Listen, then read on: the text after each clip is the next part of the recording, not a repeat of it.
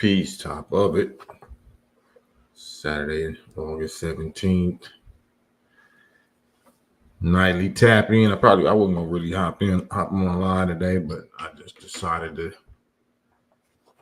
kind of cover this topic, cover this subject. Is being gangster and ratchet our culture? Is that our culture? I had a guest saying I'm too hard, I'm too harsh, too hard on our culture. What is our culture? Is our culture vices and crime and ratchet and gangster? What is our culture? Is being gangster? Is gangster rap our culture? Is ratchet rap our culture? Is vices our culture? Is self-destruction our culture? What is our culture? What is it? What is that exactly? And when I say our, I'm talking about the descendants of slaves. What is our culture? Safi Ali, peace. Brandon Antonio, no. C-Rat Deuce, salute, salute. Skunk Freaker, salute. Nate the Greatest, walaikum salam. Is being gangster and ratchet our culture? Is crime and violence our culture? I don't know if y'all been following my last few little lives, but somebody said that I'm too harsh on our culture. I'm too hard on our culture, meaning too critical. You know what I mean? Too negative, too bitter on our culture. So I wanted to know what our culture is exactly. Is gangster rap our culture? Is ratchet rap? Is strip club lifestyle? Is that our culture? Is 304 and pimping our culture? So that's what I'm here to discuss. I got the definition of culture. If anybody want to know, that's what we do. We go to the root, the etymology dictionary. So the etymology definition of culture is cultivation through education. Cultivation through education. Systematic improvement and refinement of the mind. That's the definition of culture, ladies and gentlemen. So if anybody is having an issue with whether I'm too hard on our culture, are you saying that gangster rap and ratchetness and vices and self-destruction is our culture? When the definition of culture is cultivation through education.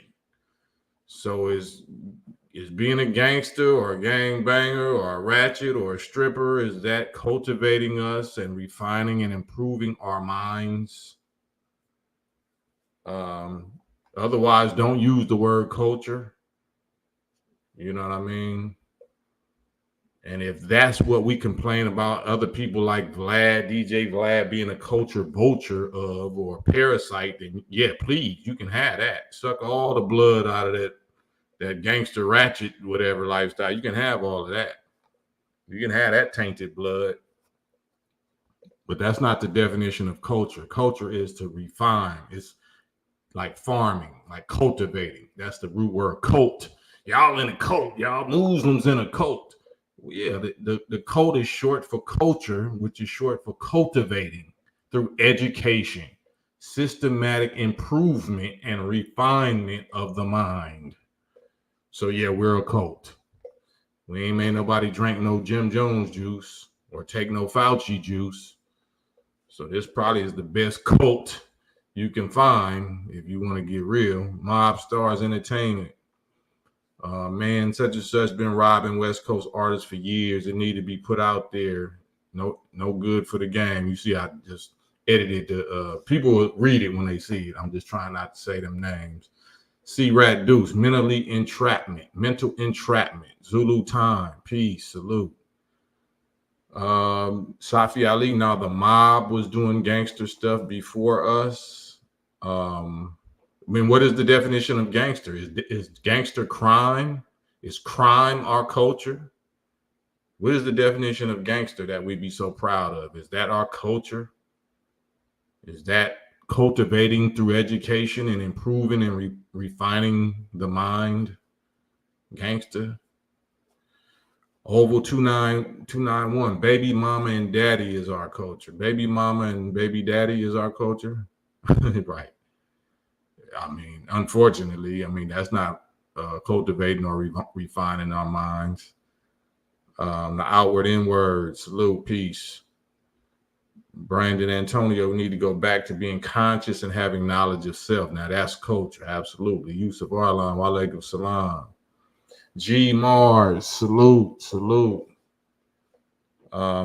gangster rap is just reality rap. Why is it called gangster rap? Like why did we adopt the term gangster rap? Why did we take it and run? What was it called before it was called reality? Was it called reality rap, or was it just called rap music? Who put reality in it? That suggests that most of it is fake. If we got to put reality rap on it, that already implies that we faking.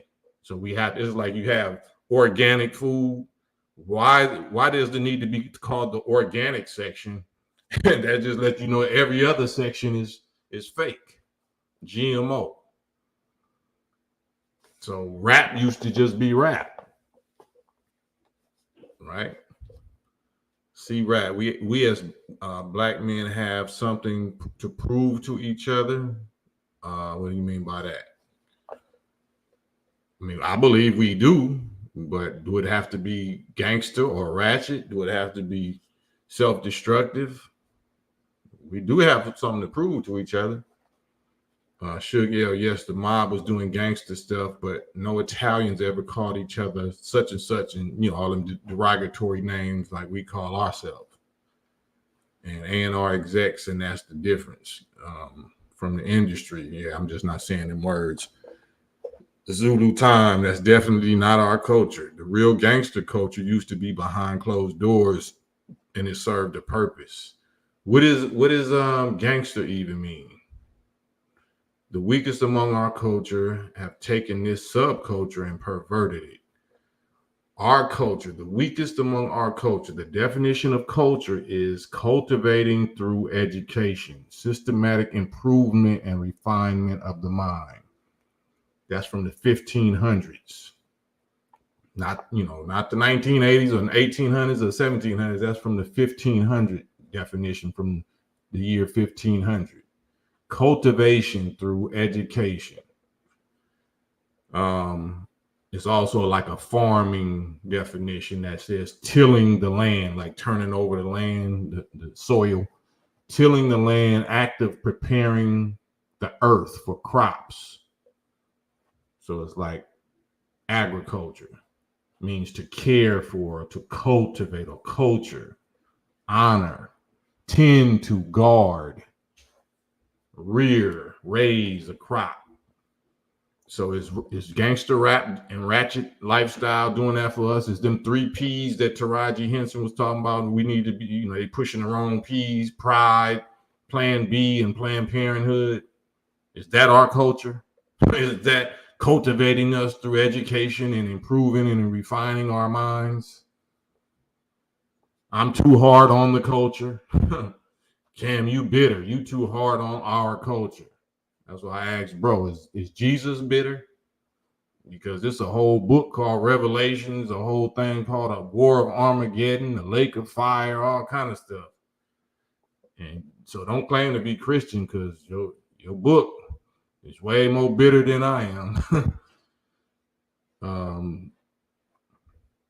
Joe Sanchez, they're saying such and such is for the culture. She probably is for somebody's culture. Whichever people, cultivate through education, the improvement and refinement of their wickedness. If their agenda is wickedness and lawlessness, then yeah, that's their culture. They're cultivating wickedness and lawlessness and improving on their evils, you know what I'm saying, and their lawlessness, then that's their culture. But that's me trying to spin it just to even fit that. That's a positive word. That's not a negative word. By nature, by the very definition, culture is a positive word. It's culture, to cultivate. Do we cultivate wickedness? Do we cultivate failure? Do we cultivate self-destruction? If it doesn't advance the people, then the said action can't be said to be beneficial. But that's what I'm saying. Most of us, we lack the knowledge of self, and we destroyed for lack of knowledge. So we don't realize that that is the agenda for the people that have, destroyed us for so many centuries. It did advance their people, and it was beneficial for their people, for their race, their culture. The system was not broke. The system works perfectly. You know what I mean? Because it's designed to do exactly what it's doing. We the ones that's ignorant thinking the system is broke. No, this is their system. It's working perfectly. Do you know why the police force was established in America? How many of y'all know why the police force was established? How many of y'all know what that star and that sheriff star and that? Yeah, they were slave catchers. That was slave patrol. They didn't have that before us. They didn't feel the need to have those type of organization, so-called law enforcement, whatever, before us. The police was slave patrol. Am I lying? So our culture is not their culture. Our nature is not their nature. Our ways and actions was not theirs.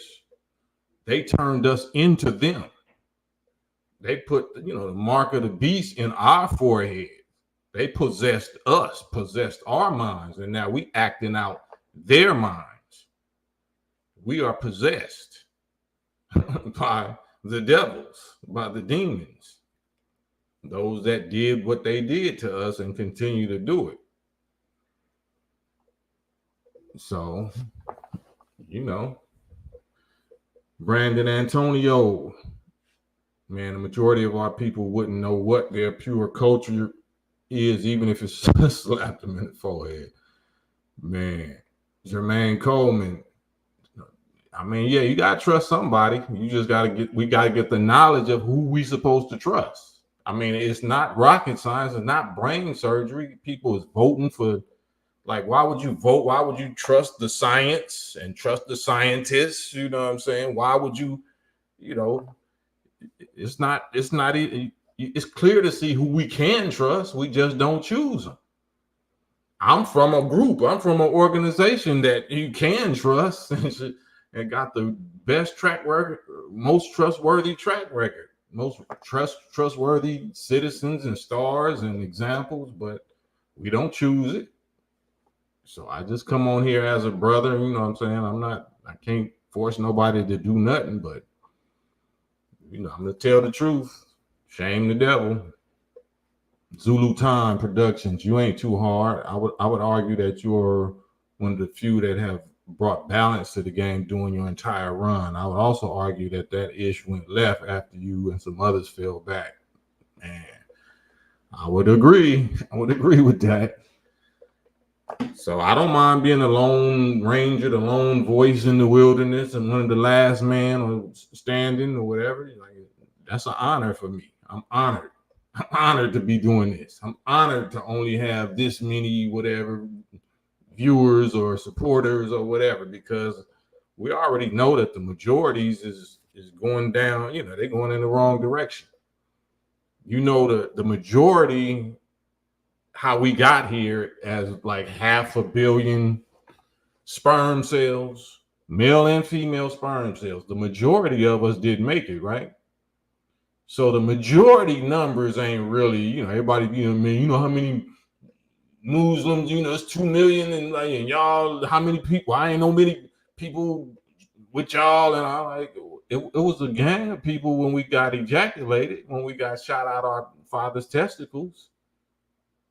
Guess what? Guess what happened to the rest of them 500 million? Was they successful because they was outnumbering that one? Was they successful? What does that mean? What's supposed to when people try to use that, you know what I'm saying? That let me know I'm on the right track. I'm swimming in the right lane. Because this is what I'm familiar with. This is what got me here over them other 500,000 or 500 million, pardon me. So I want y'all to, know and understand it the same way. Numbers do not mean success. You know what I'm saying? Numbers do not mean success, and numbers do not mean greatness. Quantity ain't it. Quality is it. Quantity is not it. Quality is it. Sir Green, Peace, Street Legend Films. Notice how they say so. Notice how they so-called abolished slavery in the 1800s, then built the prisons up the same time in the 1800s. Absolutely. Tricknology at its finest. Science of tricks and lies, how to lie, steal, delete and master the original people. But that time is up now. So it's a beautiful thing. That's why we talking like we talking. That's why we understanding like we understand, and we waking up. We attracted to supreme wisdom, which is our natural information. So when we hear somebody saying it or speaking it, it agrees with our soul. You know what I'm saying? And it's entertaining and it's educational. So, all it takes is a few good men, a few good women. Ain't nobody above getting checked. Yep, speak freely about what you see as solutions. That's right. And it's not even opinion. Like I don't even really believe in opinion. Like personally, I believe in opinions.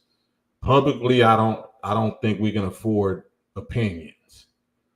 I think we got to present data and receipts, evidence, proof. Opinions ain't good enough. Belief ain't good enough. And that's what you believing in is rooted in provable receipts. You know what I'm saying? Provable reality. Keep skating. Big Bam Cam. Freddie B would love to hear you and Razcast. That's one word. Razcast on the track together talking about the knuckle draggers. Yeah, I'm with it. I'm open for it. Jermaine Coleman, you said yourself again, don't trust nobody. That was back then. That's a saying. That was in 95. You know what I'm saying? Obviously, we have to trust somebody. So we gotta be mature. We gotta, use common sense, Jermaine. You know what I'm saying? We have to trust somebody. Keep skating. I love being an underdog and the last man standing. Yep, everyone is on some, even your grandmamas with her prescriptions. Yep. You hold a body of knowledge that few will ever attain, being from Watts and everything that comes with that. You have reached success in the industry and then finding knowledge of self. Yes, success. Success is peace of mind. Getting the knowledge of who we are, who our enemy is, the time we living in, and what must be done according to that time. It's warfare. If we think we're going to find any kind of peace of mind or happiness or security or contentment and not addressing this enemy and not getting active in this war, then we delusional and we setting ourselves and anybody that we love, anybody that's relying on us, setting them up for failure. Handing them over to the beast. The only success, only happiness, the only contentment, only security is in getting in this war, being active in this war, not on the sidelines, not in the bleachers, in the stands, in the war. And it starts as this kind of war, an information war. Sharing what we understand, sharing what we got access to, not charging for it, sharing it, giving it away freely and being an example about how to live it or how to understand it, and making yourself available for questions and concerns and debate or disagreement. So ain't nothing more valuable in this time than right guidance, divine guidance. I be trying not to use words like divine, because we're gonna say, well, that's that religion, and that's, man, everything is religion. Everything is religion. Just mean what you committed to, a way of life that you dedicated to. God ain't religion. God is science. God is mathematics. God is reality, fact. It's just we've been taught a fake God, so we got to be spooky because we can't prove who God really is. Those of us that's still blind, deaf, and dumb, believing in the mystery ghosts for God. I love talking about God because I'm talking about you. I'm talking about you, the human being. That's God. No, that's not. Oh, let's talk about it. Ain't nothing more exciting than that subject to me. Let's talk about it. Let's prove it. I can prove God is a human being more than you can prove he ain't. That's a fact. So I don't. It's not religion with me. It's you. I want you to wake up to you, God being in you, and unlock and activate that other 93% of your brain that been asleep for the last 6,000 years. Just imagine your scientists, the scientists that you believe in, the top scientists of this world, tell you only use, the average human being only uses about 6% of their brain, or 6 or 7 or 8 or whatever percent of their brain power. What?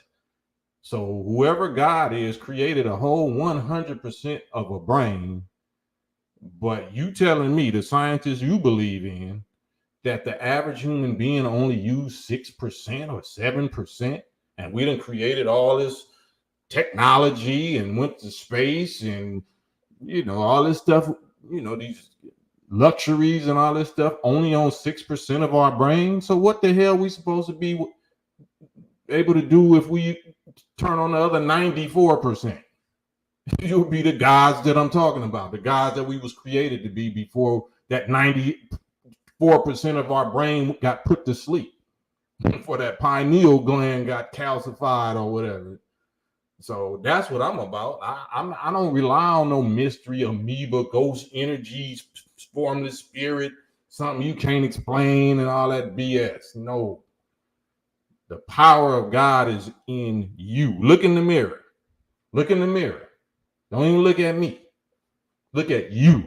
That's where God at. That's where God is at. I'm not saying that you're the most high God, but you're definitely a reflection, a child, a baby God. And we got to find out where our Father is. Where's the Father? Where's the Master right now in this time that we living in? Who really represents the Master God, the top God? Is it the Pope? Is it Pope Francis? Is it T.D. Jakes? Is it Creflo Dollar? Who? Is it Rabbi Shmula or whatever? Like who? Who is the original people? Who are the original people of this planet? That's your answer right there.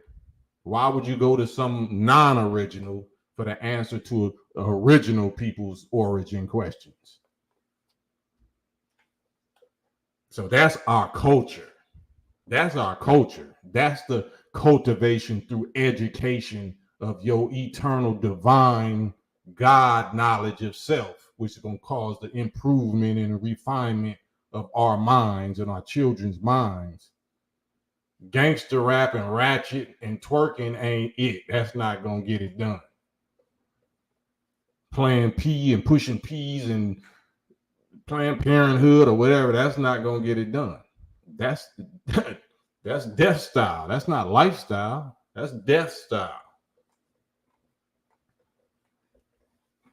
Yeah, we go to the root. We don't hang out on branches and leaves like monkeys. We're not the monkeys. You know what I'm saying? We don't do monkey business.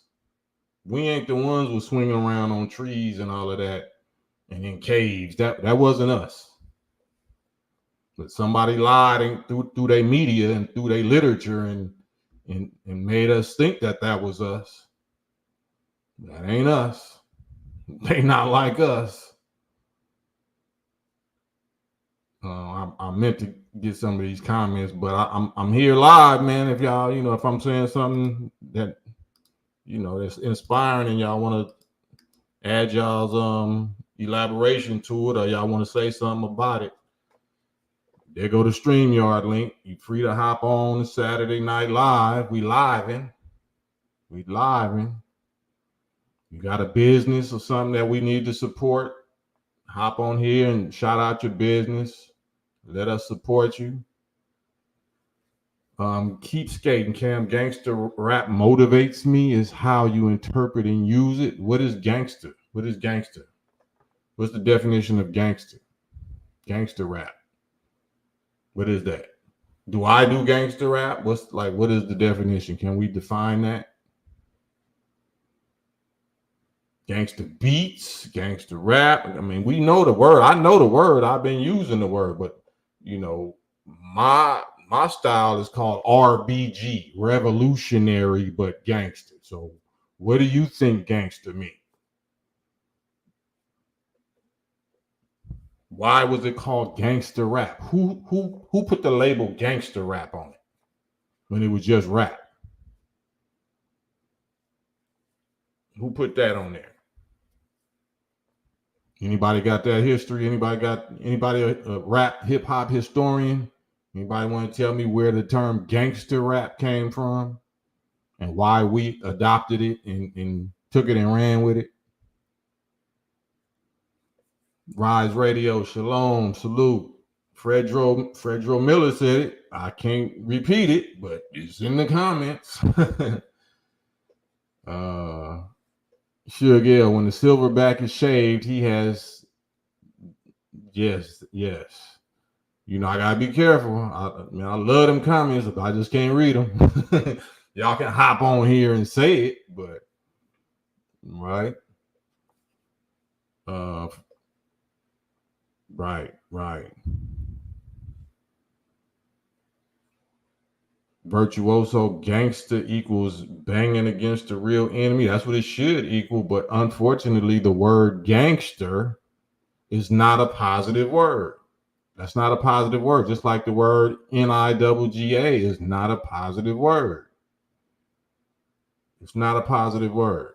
Why can't we just call each other God or whatever? We ain't no God, but so we ninjas.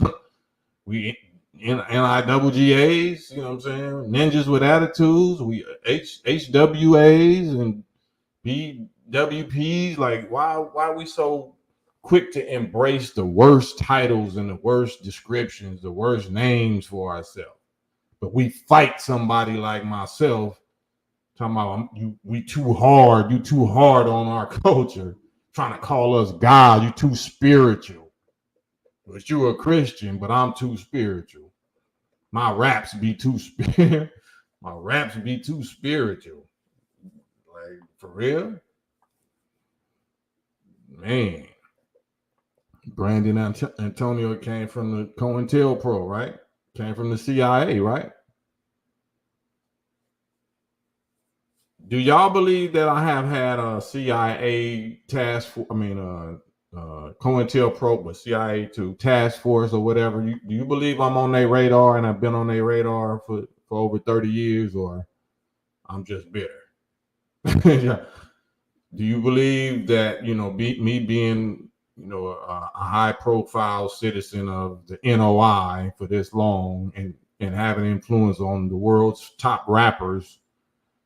Do you believe that I might have, a task force assigned to me?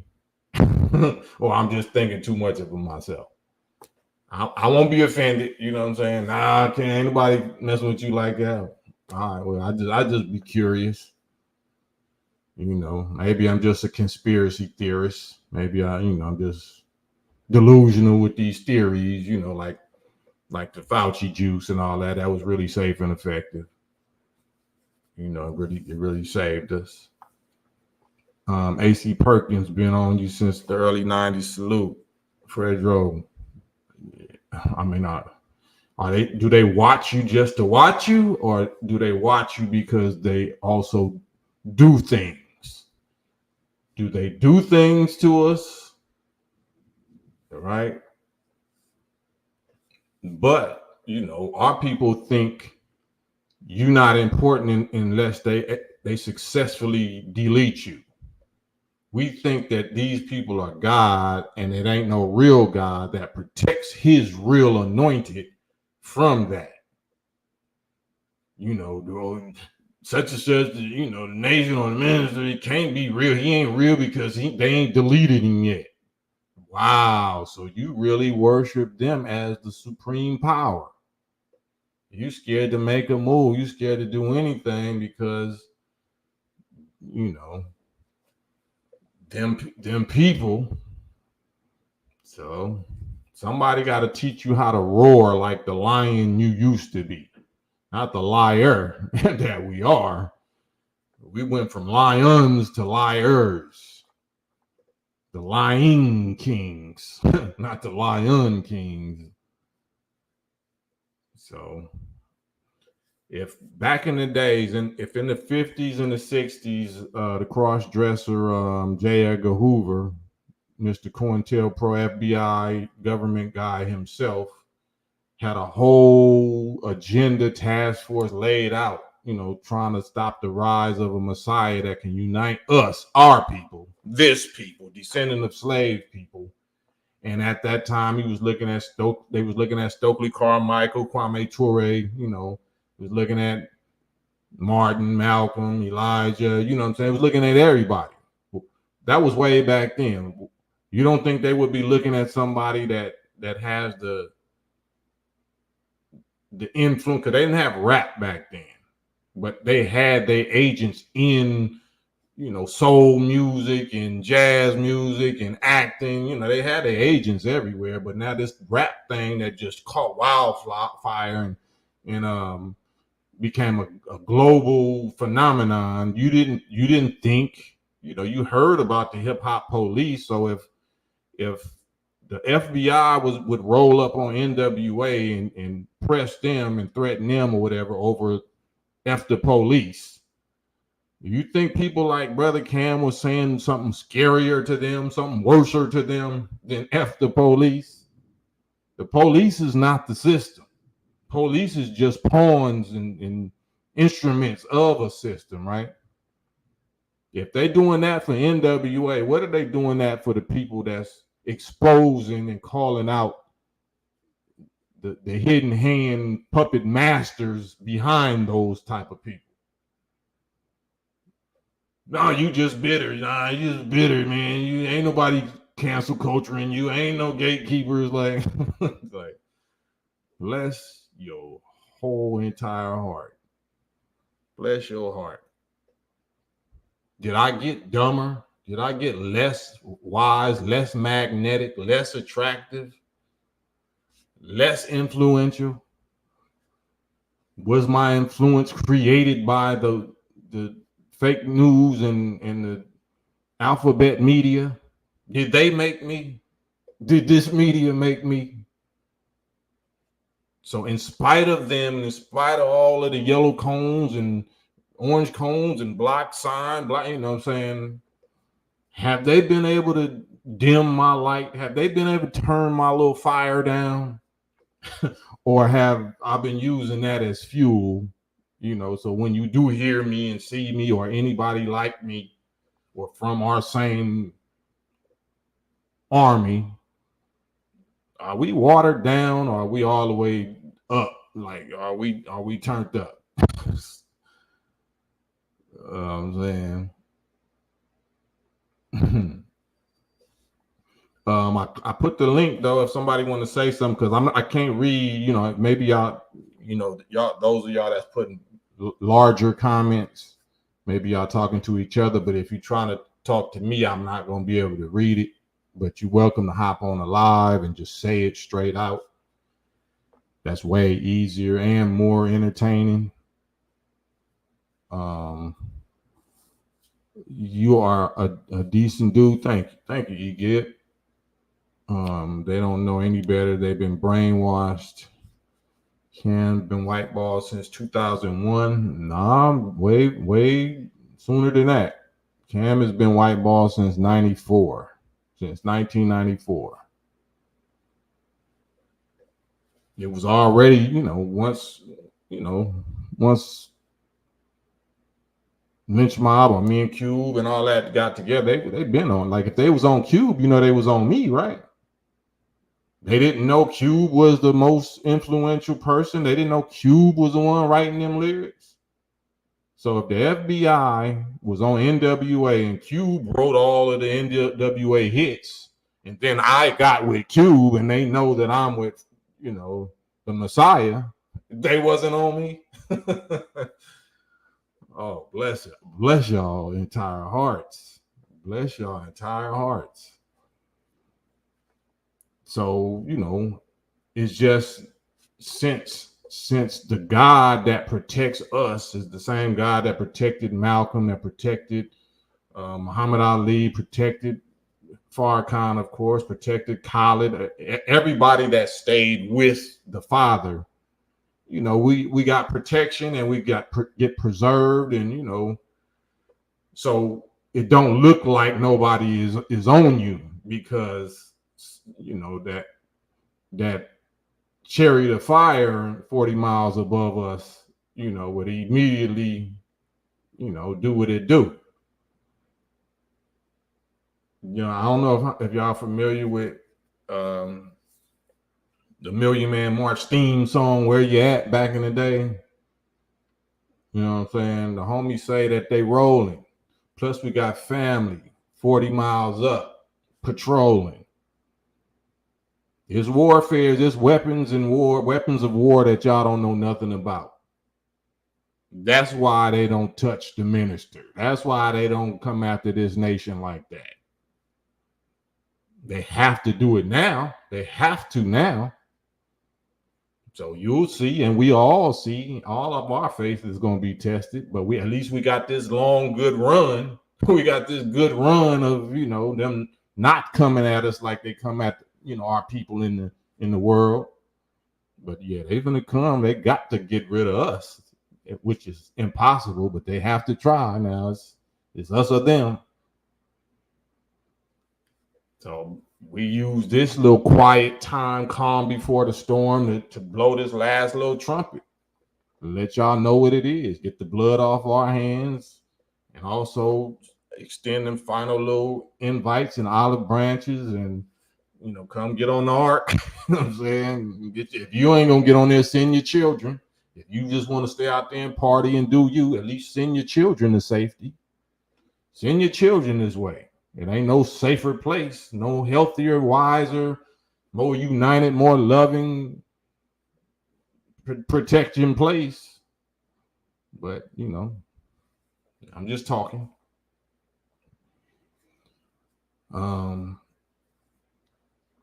Dion such and such, you should proofread your post titles because I can't understand what the title means. They're not complete. Is being gangster in Ratchet our such and such culture? Is that too difficult? And do you think, based on, I don't know if you're listening to what I'm saying, Dion, Kunduz, is what I'm saying valuable at all to you, to where you would need it to type that? You know what I'm saying? So, and here's the link. Like I said, here's the link. I don't know what nobody does for a living, but if you're not sure about whatever the title is or whatever that I'm talking about or whatever people is commenting on, there's the link. Ask me directly. Ask me directly. You don't have to type. You don't even have to type. But I mean, or you might just been sent by them people. You know what I'm saying? So I can make content out of you, but the subject is too important. So one of the tactics that COINTELPRO actually does is, to try to distract, produce distractions. Get your hand out of my pocket. Get your hand out of my pocket. So instead of talking about a real potent educational subject like culture and cultivation through education, systematic improvement and refinement of mind, you need to work on your titles. I don't understand your title. Well, just listen to what I'm saying. You stuck on a title when this is alive, so. But I appreciate all the interaction. If y'all don't mind, hit the like button. You know, that boosts the little notification algorithm and all of that. So if whatever I'm saying is of any value, other people will be able to hear it and see it. So if y'all don't mind, hit the little like button. And I put the link out there if you want to hop on the live with me Saturday night and give me your thoughts, give me your views or your opinions or your criticism of me, debate, whatever you want to do. Cam is secretly bows. Cam is secretly bows. So anybody that is let me post this. This is the link, Black. I think that's Black Puppet. Anybody that got any, distraction, CIA, COINTELPRO type distraction stuff, you're welcome to hit that. This is content. This will be very entertaining if you show your face. Or, you can keep it in the coward comments. You can keep it on the keyboard, a coward keyboard. Brandon, I still jam to your track. Who really cares? Yeah, who cares? Yep, on a DJ Pooh Bad News Travels Fast compilation. Song is still relevant. E. Gibson, respect. I think Never Again is a classic. Don't judge us too hard. What? I ain't judging nobody too hard. I ain't judging nobody too hard. I just want company. I just want somebody, to talk to, somebody that ain't scared to talk to me. Am I intimidating? Am I too intimidating to just get on here and have a conversation with? I'm talking to those that kind of disagree with something. If it's anything about my subject matter or my commentary or my titles, are y'all too intimidated by me to get on here and talk with me?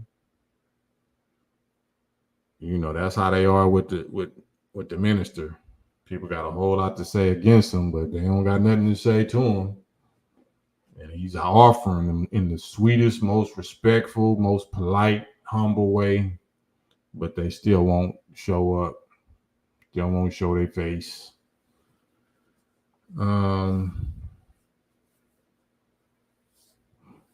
Yeah, Rise Radio, Mark 1-2.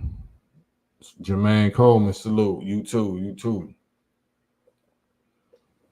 But yeah, crime and vices and ratchetness and strip clubs and weed and alcohol and drugs and pills and guns and all that. Is that our culture?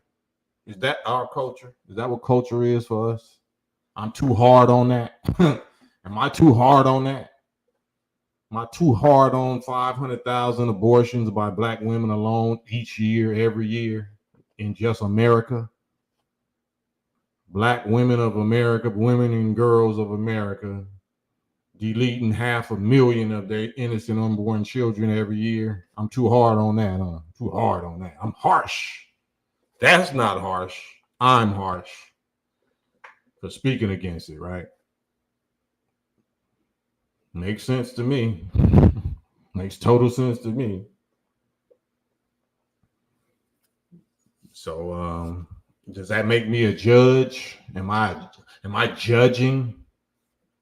If I point out terrible truths and terrible receipts and hold myself and my people, my peers accountable for their part, for our part that we play in this, I'm judging. Am I bitter? Am I too harsh, too hard on our culture? So somebody gonna dislike me anyway, right? At least I'm gonna choose. I'm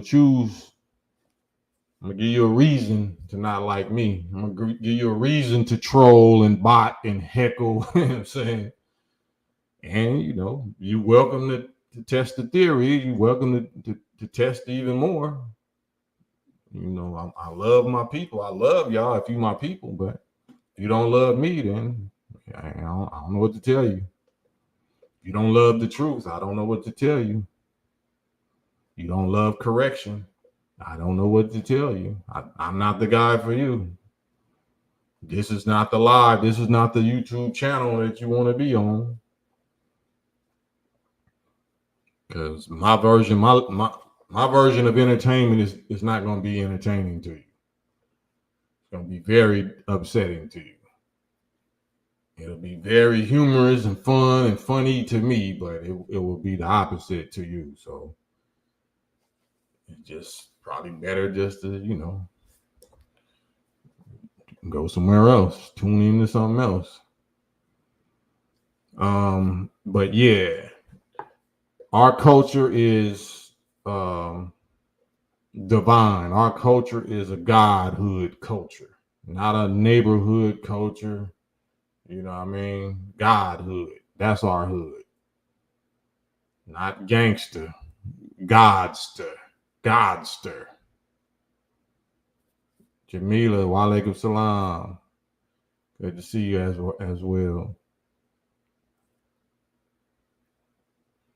We're supposed to be a culture of prophets for our king. We not in the, I mean, I understand what you're saying, Rise Radio, but we're not even in the time of prophets. We're in the time of the presence of our king. Our king is in the world. Our king, our God, our most high is alive, breathing as we're breathing. We in his time. So we're not prophets. We greater than prophets because he present. He is not to come. He already is here. It's just we don't know it. We don't know. We think it happened in the past or something. We think it happened 2,000 years ago, and it's happening right now among us. Came to his own, but his own received him not. A light shined in the darkness, and the darkness comprehended it not. We don't even know who he is. We don't even recognize him. Yep.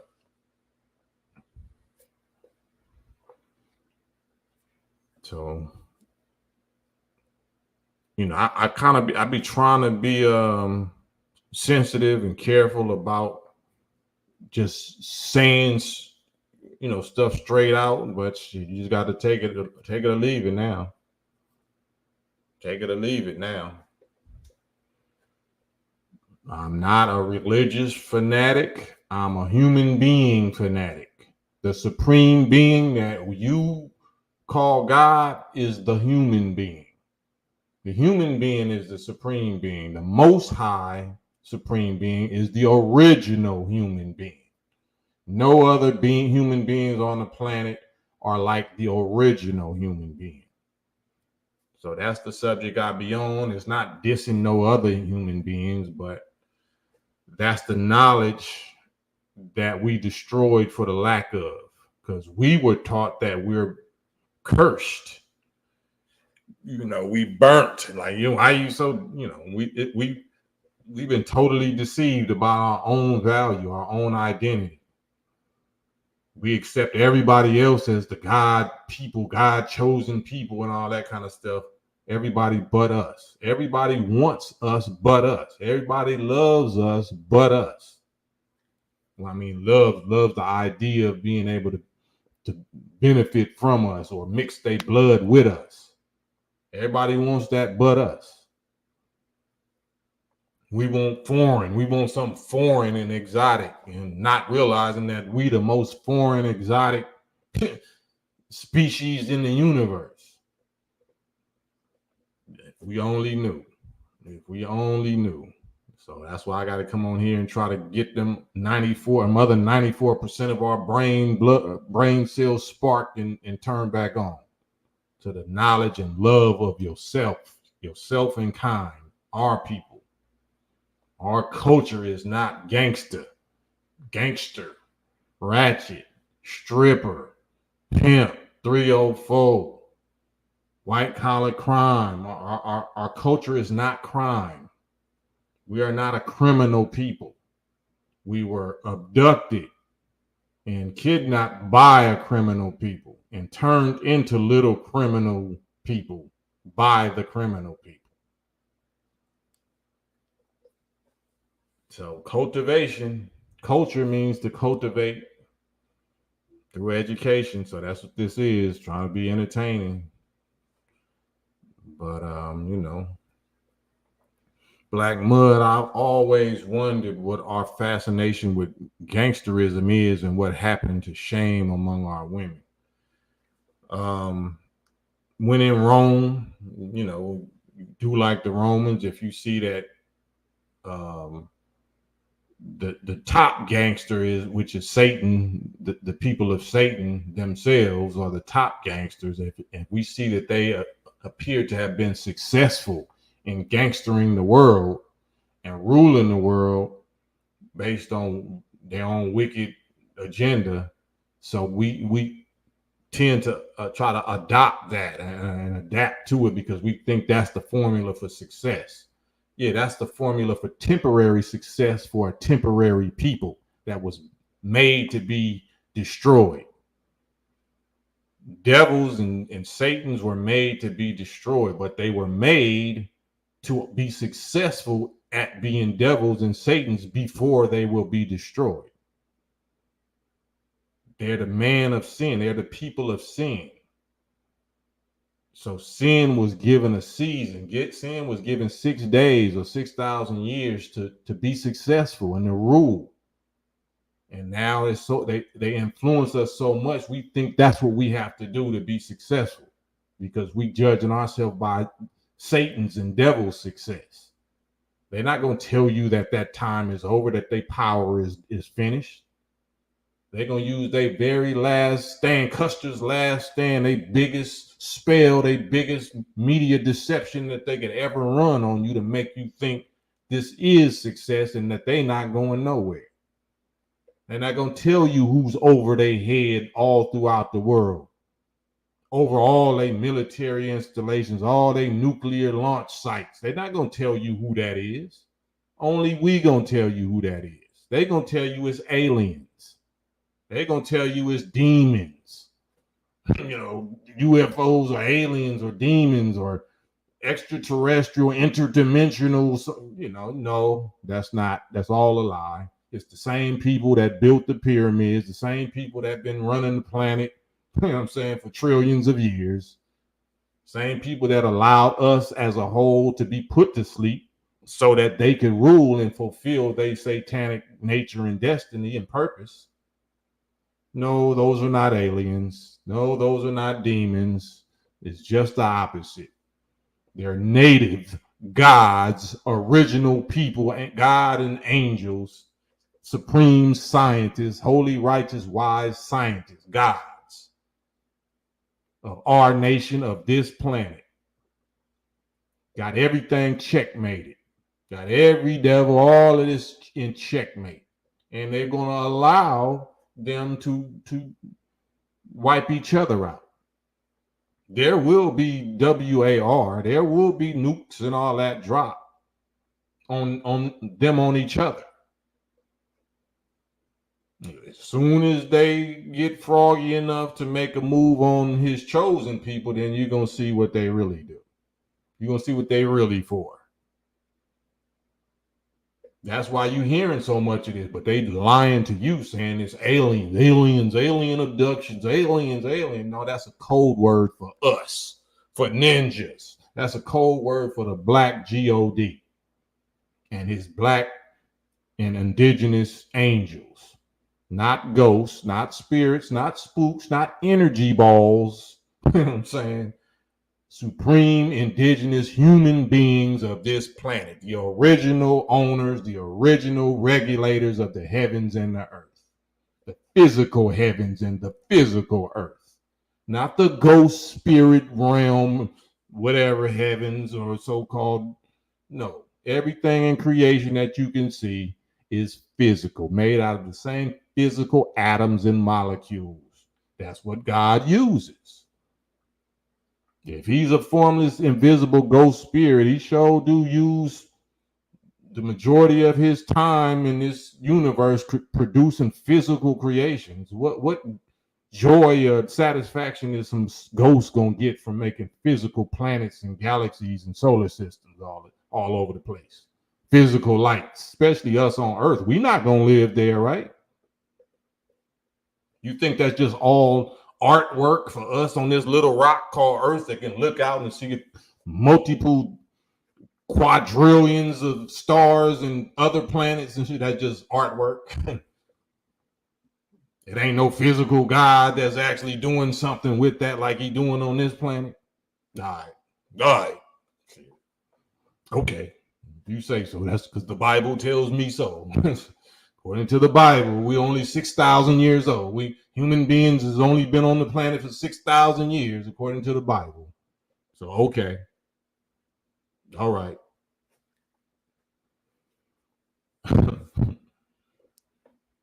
Boy, you can't turn off the brain once it get turned on. Once the God and his information, his revelation starts unlocking them other 94% of your brain, you can't put that genie back in the bottle. You can't enslave, you can't trick the righteous nowadays.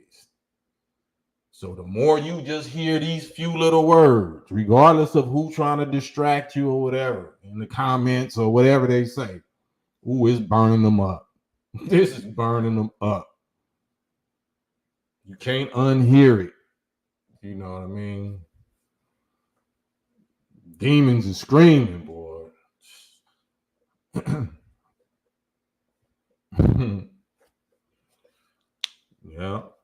Yeah, we predate the Bible. The Bible and the Quran is written by the original people, which is us, which is called Allah. Every 25,000 years, we write our history in advance. So the planet that we on, which is the home of the original God, is approximately 25,000 miles in circumference, 25,000 miles around. So we write our history in advance a year for every mile.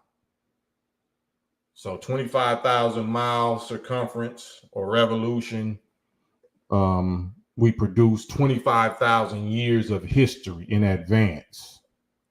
History. So we call it prophecy, but it's actually history. That's the brilliance of God, right? The average speed of thought of a human being is approximately 24 billion with a B, 24 billion miles per second. That's faster than the speed of light. Anything faster than the speed of light is time travel. So the fact that our brain, our minds move that fast, when your body is clean and your pineal gland, and your brain and your blood is clean, and you can see the future, present, and the past all the same. So we tune our gods, our top elder gods, tune in to the population. And they can see based on present circumstances and the thoughts of the people. They can hear the thinking of the people, just like Professor X on X-Men and Cerebro. They got all of that off of us. All of that is a reality that they put a little European spin on, like you got to go into some Cinerama Dome and put on a helmet or something like that. No, that's what these gods do naturally. They don't got to put on nothing.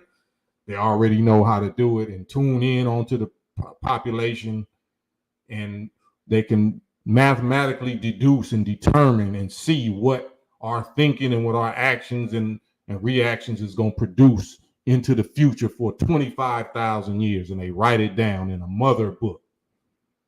And from that book, they, every few thousand years, they send prophets and scriptures with a little piece of the book to guide the people back to their God self.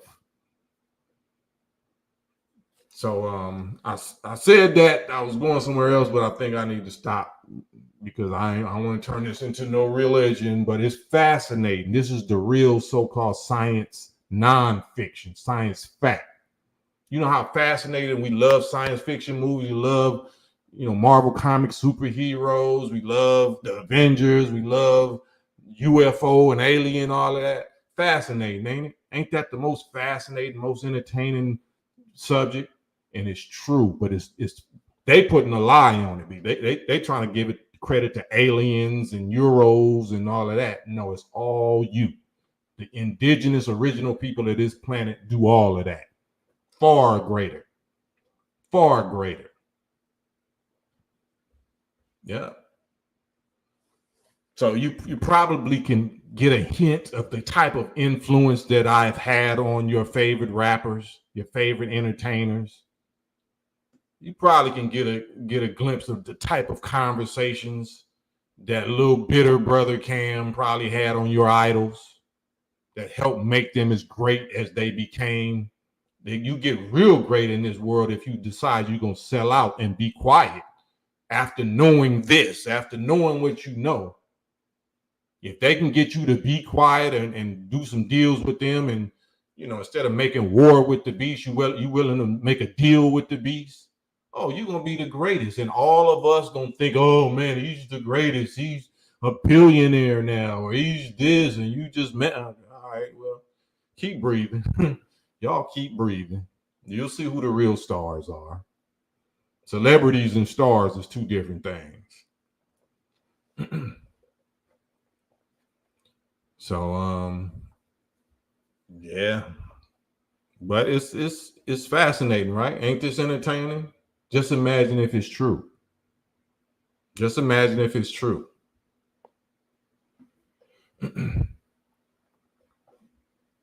If it's true, then what?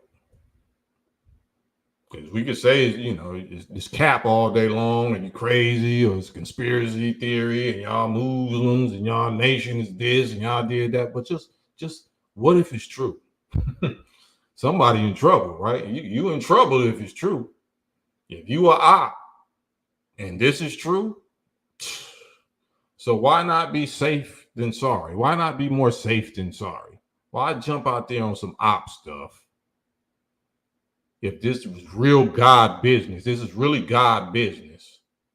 Do y'all know that this enemy, all of these above top secret military experimentations and weaponry and all that stuff they work out, one of their biggest above top secret operations is what they call psychic soldiers. Have y'all ever heard psychic soldiers? Do y'all know what psychic soldiers are? You ever heard that term, psychic soldiers? There was a European man, I don't know if he's from Russia or Europe or whatever, named Ingo Swann. And this is somebody that was blessed to have the gift that most original indigenous people have naturally. And that's the gift of what they call remote viewing, out-of-body experiences, remote viewing. Have y'all heard of that? Y'all know what remote viewing is? That's where you could sit right here in your chair and close your eyes and go into a meditative state and tune in or focus in on any place on Earth or any place in the universe. Like I said, with like the X-Men, Magneto, he's in a wheelchair. Professor X, Xavier, where do you think they got the X from? Professor X with these abilities, and he's the boss over all of them. And all these superheroes got all these mutant powers and abilities, but the leader of them is this one guy that has the power to be able to tune in to the whole population and find anybody and communicate with anybody psychically, right? Telepathically. All they doing is making him the white God, the white master Fard Muhammad. You know what I'm saying? He can get in anybody's head and control them, right? The human being, especially the original indigenous human being, that was our natural way of communicating. We didn't need telephones. We didn't need computers. We didn't need radios. Our brain was that.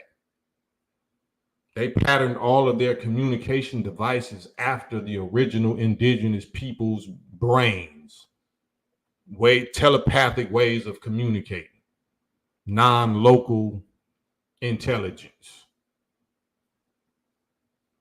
So these soldiers, they've been trying to train them, and and they learned it from us.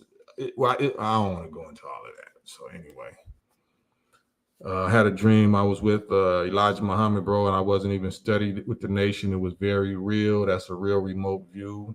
Absolutely. He said by the 1970s that one out of every three of our people, Black and indigenous, would have that ability. We would start waking back up into that ability. Even what we call deja vu and other stuff, other like daydreaming stuff, and feeling like you out of body or having real vivid lucid dreams that I've been here before. It was too real. All of that's real. A lot of it is mixed up because we watching mess, we watching horror movies or some smut or whatever that infects the signal. It's like you got your radio, your telepathic radio is coming back on, but then you break your antenna off, right? So now you just hear a lot of, like you ever had them old school radios, like you can't really get the station in clear. So you hear 5 or 6 different conversations going on at once. So you just say, that's just, no. Your brain is supposed to be able to tune in on every or any station, any mind. We just got poisoned. We got distracted with drugs and alcohol and GMO foods and Fauci juice and everything that can contaminate your natural system. Black Mud, salute. Appreciate it. Pray also for you and yours. That's what they get this from. They have no original thought. They have no original idea. They have no original invention. They got it all from studying us. They are not original people. They don't do nothing original. Anything fascinating, anything great was our invention, which they either stole or copied or whatever. Y'all need to hear this.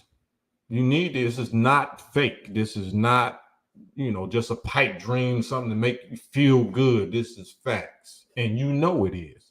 If the God part of you knows that what I'm saying is true. The Negro or the ninja or the ratchet or the gangster or whatever, contaminated, title that we got on ourselves wants to reject it. But the God part that hears this know exactly that it's the truth. But you need to hear it, and you need to hear that somebody knows how to speak it. You know what I'm saying? Oh, Lord, I always, knew something was going, I can feel something going to happen, or I had a dream of this, or, I knew such and such was about to call and they called, or that was our natural ability. The cleaner that you clean your body and your bloodstream out and stop eating all this poison and all that and learn how to fast, that'll be natural. You'll be back on some natural time with that.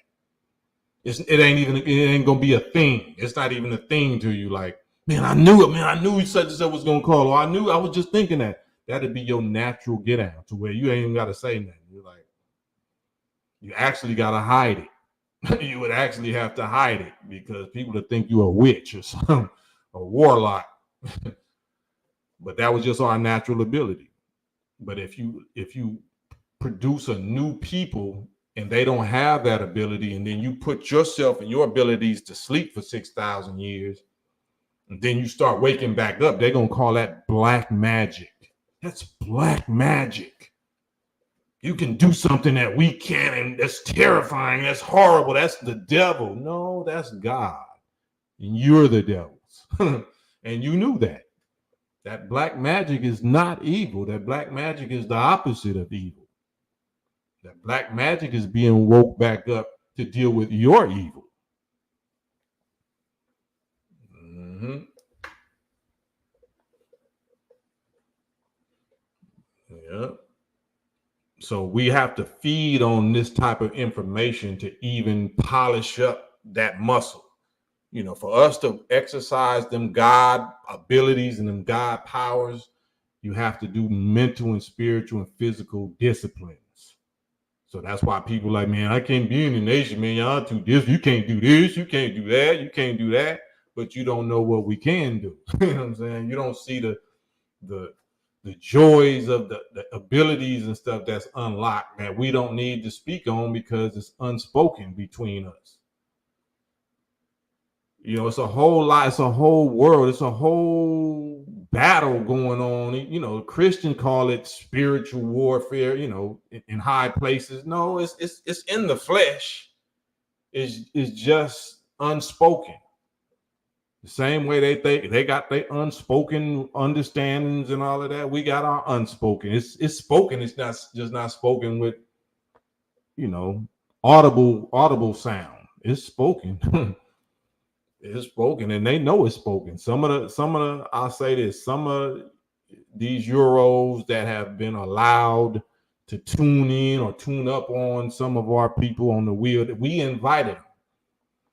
The Roswell crash, that's not no crash. That's our people sending down technologies to give these Euros a boost so they can hurry up and get on the battlefield so they can wipe them out. Because they don't do nothing unjust or unfair. It's like taking candy from a baby. Like, so no. So here, let me send you down some technology. Going to reverse engineer that. Hurry up and build something. Yeah, you'll wipe out everybody on a, you know, on this level that you got influence over. But I'm not giving you that to build that against each other. I'm giving you that to prepare for us because we finna, you know, we trying to give you something to work with.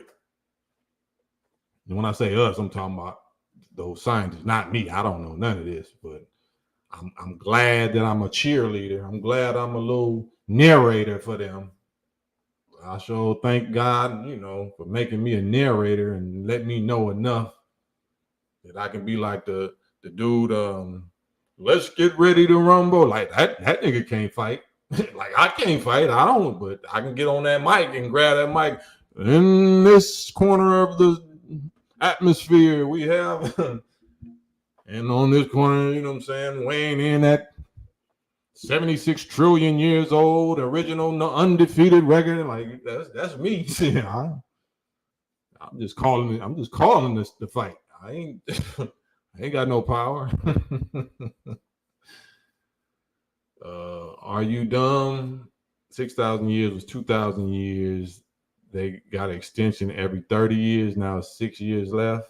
No, it's 6,000 years. They didn't get no. The extension is us staying asleep.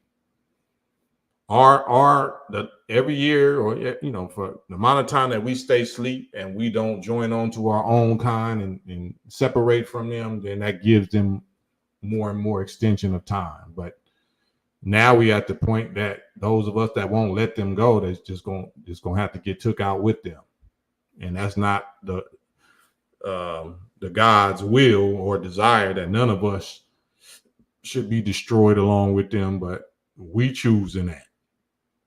His messengers, his examples, his warners, and all that has been among us our whole lifetime, but we ignore them, we reject them. So we at that time now.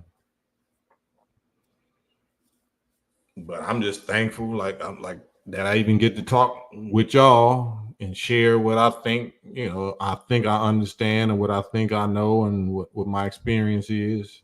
And you do with it what you will, what you please, take it or leave it or whatever. But a lot of times if it's free, we don't respect it. We don't appreciate it because it's free. But if somebody was charging us for it, then we'll hold on to it like, man, I had to pay this much money for this information. So you'll respect it a lot different. But that's not my problem. My job ain't to charge nobody for nothing. So, but if nothing else, if you're a parent, save your children. Send your children here. Send your children to the mosque. Send your children to the nation. If you don't want to come and you got so many reasons and excuses why you can't do it, don't curse your children. Don't make your children some little charcoal briquettes and make them fuel for the fire like you are. Save them at least. Right. Any question that you got, that I'm telling you, the most fascinating, and certain things I can't get into because I can't prove them tangibly, because people love to ask a question about death. Like, so what happens when you die? So y'all don't believe in this and y'all don't believe in that? That's a waste of time. I mean, because you're not there. Our nature teaches us to master where we are, not to worry about where we were or where we going. Our nature, our instinct, our nature teaches us master where you are. Be a winner of whatever realm that you in. And then if there is a realm after that, you automatically qualify for it because you mastered. You was the strongest one in your realm that qualified you for any other realm that might exist. So when we was sperm, I always use this example. When we was sperm in our father's testicles, the ratio, the small microscopic size that were compared to the size of the testicle was equivalent to people on a planet. So we only knew it was male and female sperm. Whatever the average lifespan of a sperm was on the testicle planet, that was good enough for us. That's all we knew. That's all we cared about. All we knew is this world, this testicle world.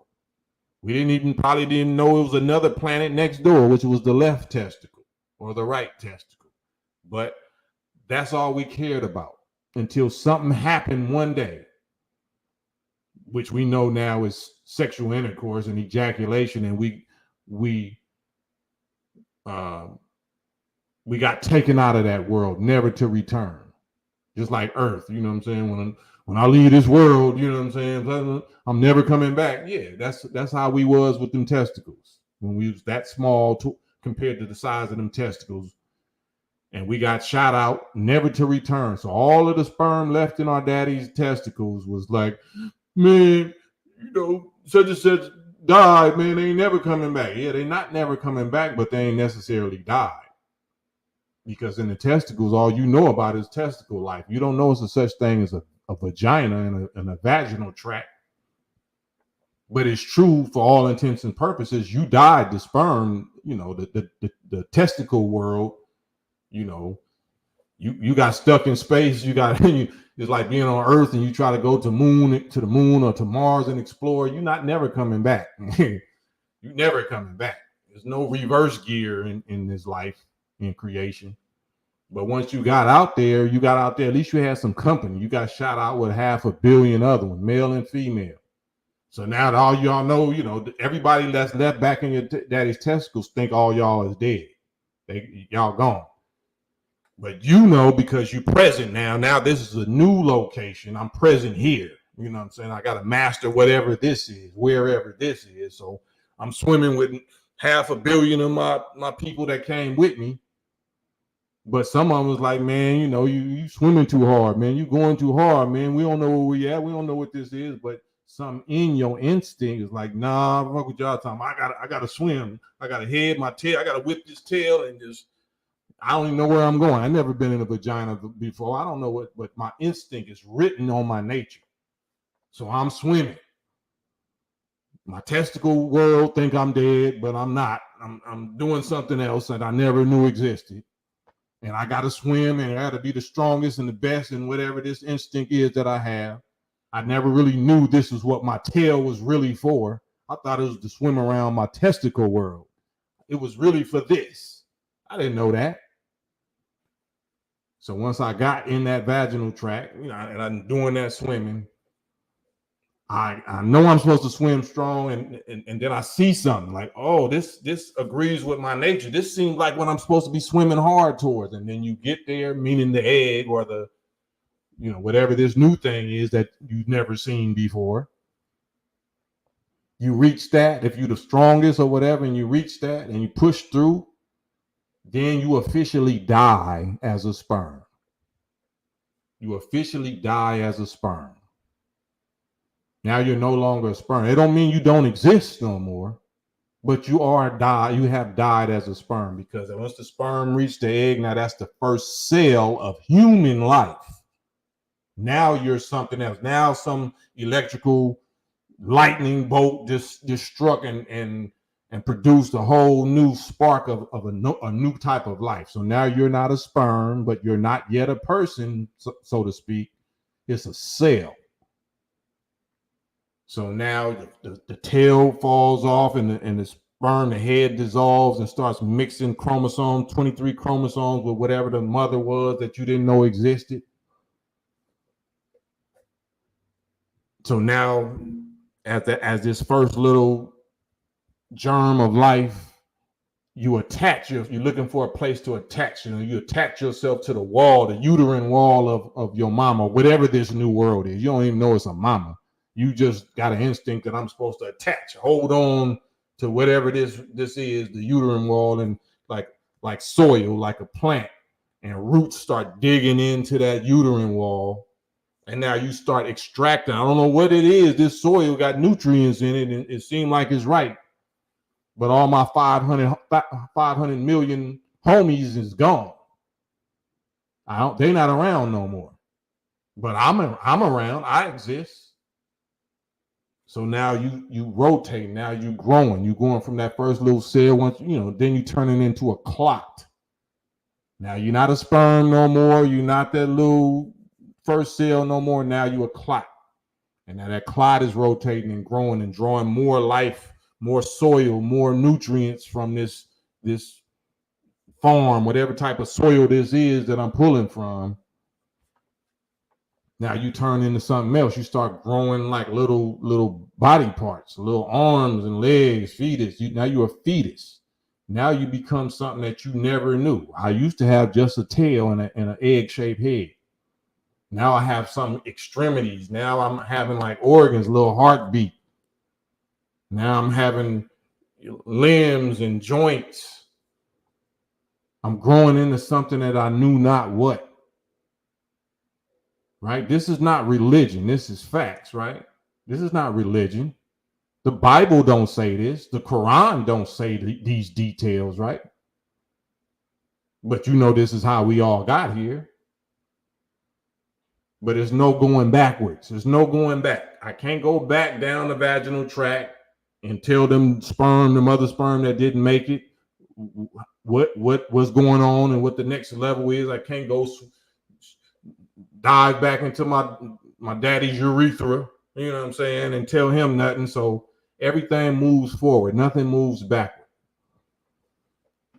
So now once you become a fetus, you grow some more, you become an embryo, and then a fetus, and then you got your whole faculties. Now you actually have taste buds, you have eyelids, you got eyes, you got ears, you hearing stuff, you feeling stuff, you got emotions, you hear sound, like, you know what I'm saying? You feeling temperature, and you've been always hearing this your whole time. You're hearing a drum the whole time, not knowing it's your mama's heartbeat in your own. So now you in a rhythmic harmony with something that you don't know nothing about. And then after all of that, you growing and you feeling the love, you feeling something. You don't know what a mother is, but you feeling something. You feeling company, you feeling love, you feeling emotions, you hearing sounds or whatever. But then something happens called labor. The water breaks. So this whole world, new world that you've been living in after you came out of your daddy's testicle world, and you thought you died, but you didn't, but you did die the testicle life. Now you in this new world called a placenta, and you've been familiar with that and drawing strength and getting stronger and becoming used to that. And now that's getting too cramped and that's getting uncomfortable, and something happens called contractions and water breaks. So this whole comfort that used to keep you warm and keep you weightless, that start draining, and you start feeling tense muscle spasms, and you know what I'm saying? So now this is pain, and I got emotions. I'm a baby. I got feelings. Like, what the hell is this? Surely this is death. I done died all kind of different phases, but this right here got to be the real death, because this is painful. I got feelings. I'm scared. It hurt.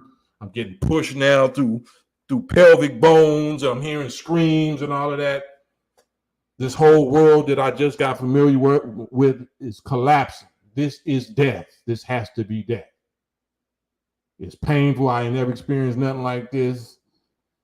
And once you get pushed out, you seeing some bright light. You don't know what the hell this is. It's cold. Now it's air is stinging something, stinging some stuff that you got called eyes, or some stuff you got called ears. And somebody spank you on your butt and hang you upside down and make you. Now you done breathed into something you never breathed, called air, called oxygen. Surely that's death. Yeah, you died a whole lot of times, but you still here. None of those sperm and eggs and testicles knew nothing about this. So that's the pattern. You know what I'm saying? So we get here and then turn into cowards or something. We get here and get ignorant. We get here and get lazy. We get here and give up. The hardest part we already went through, just to give up, just to punk out, just to act like ain't no God, or God ain't with us, or we all alone, or what's the use of going on, and depression and anxiety, and I ain't got no money. Like what did money have to do with all of that? Any of that?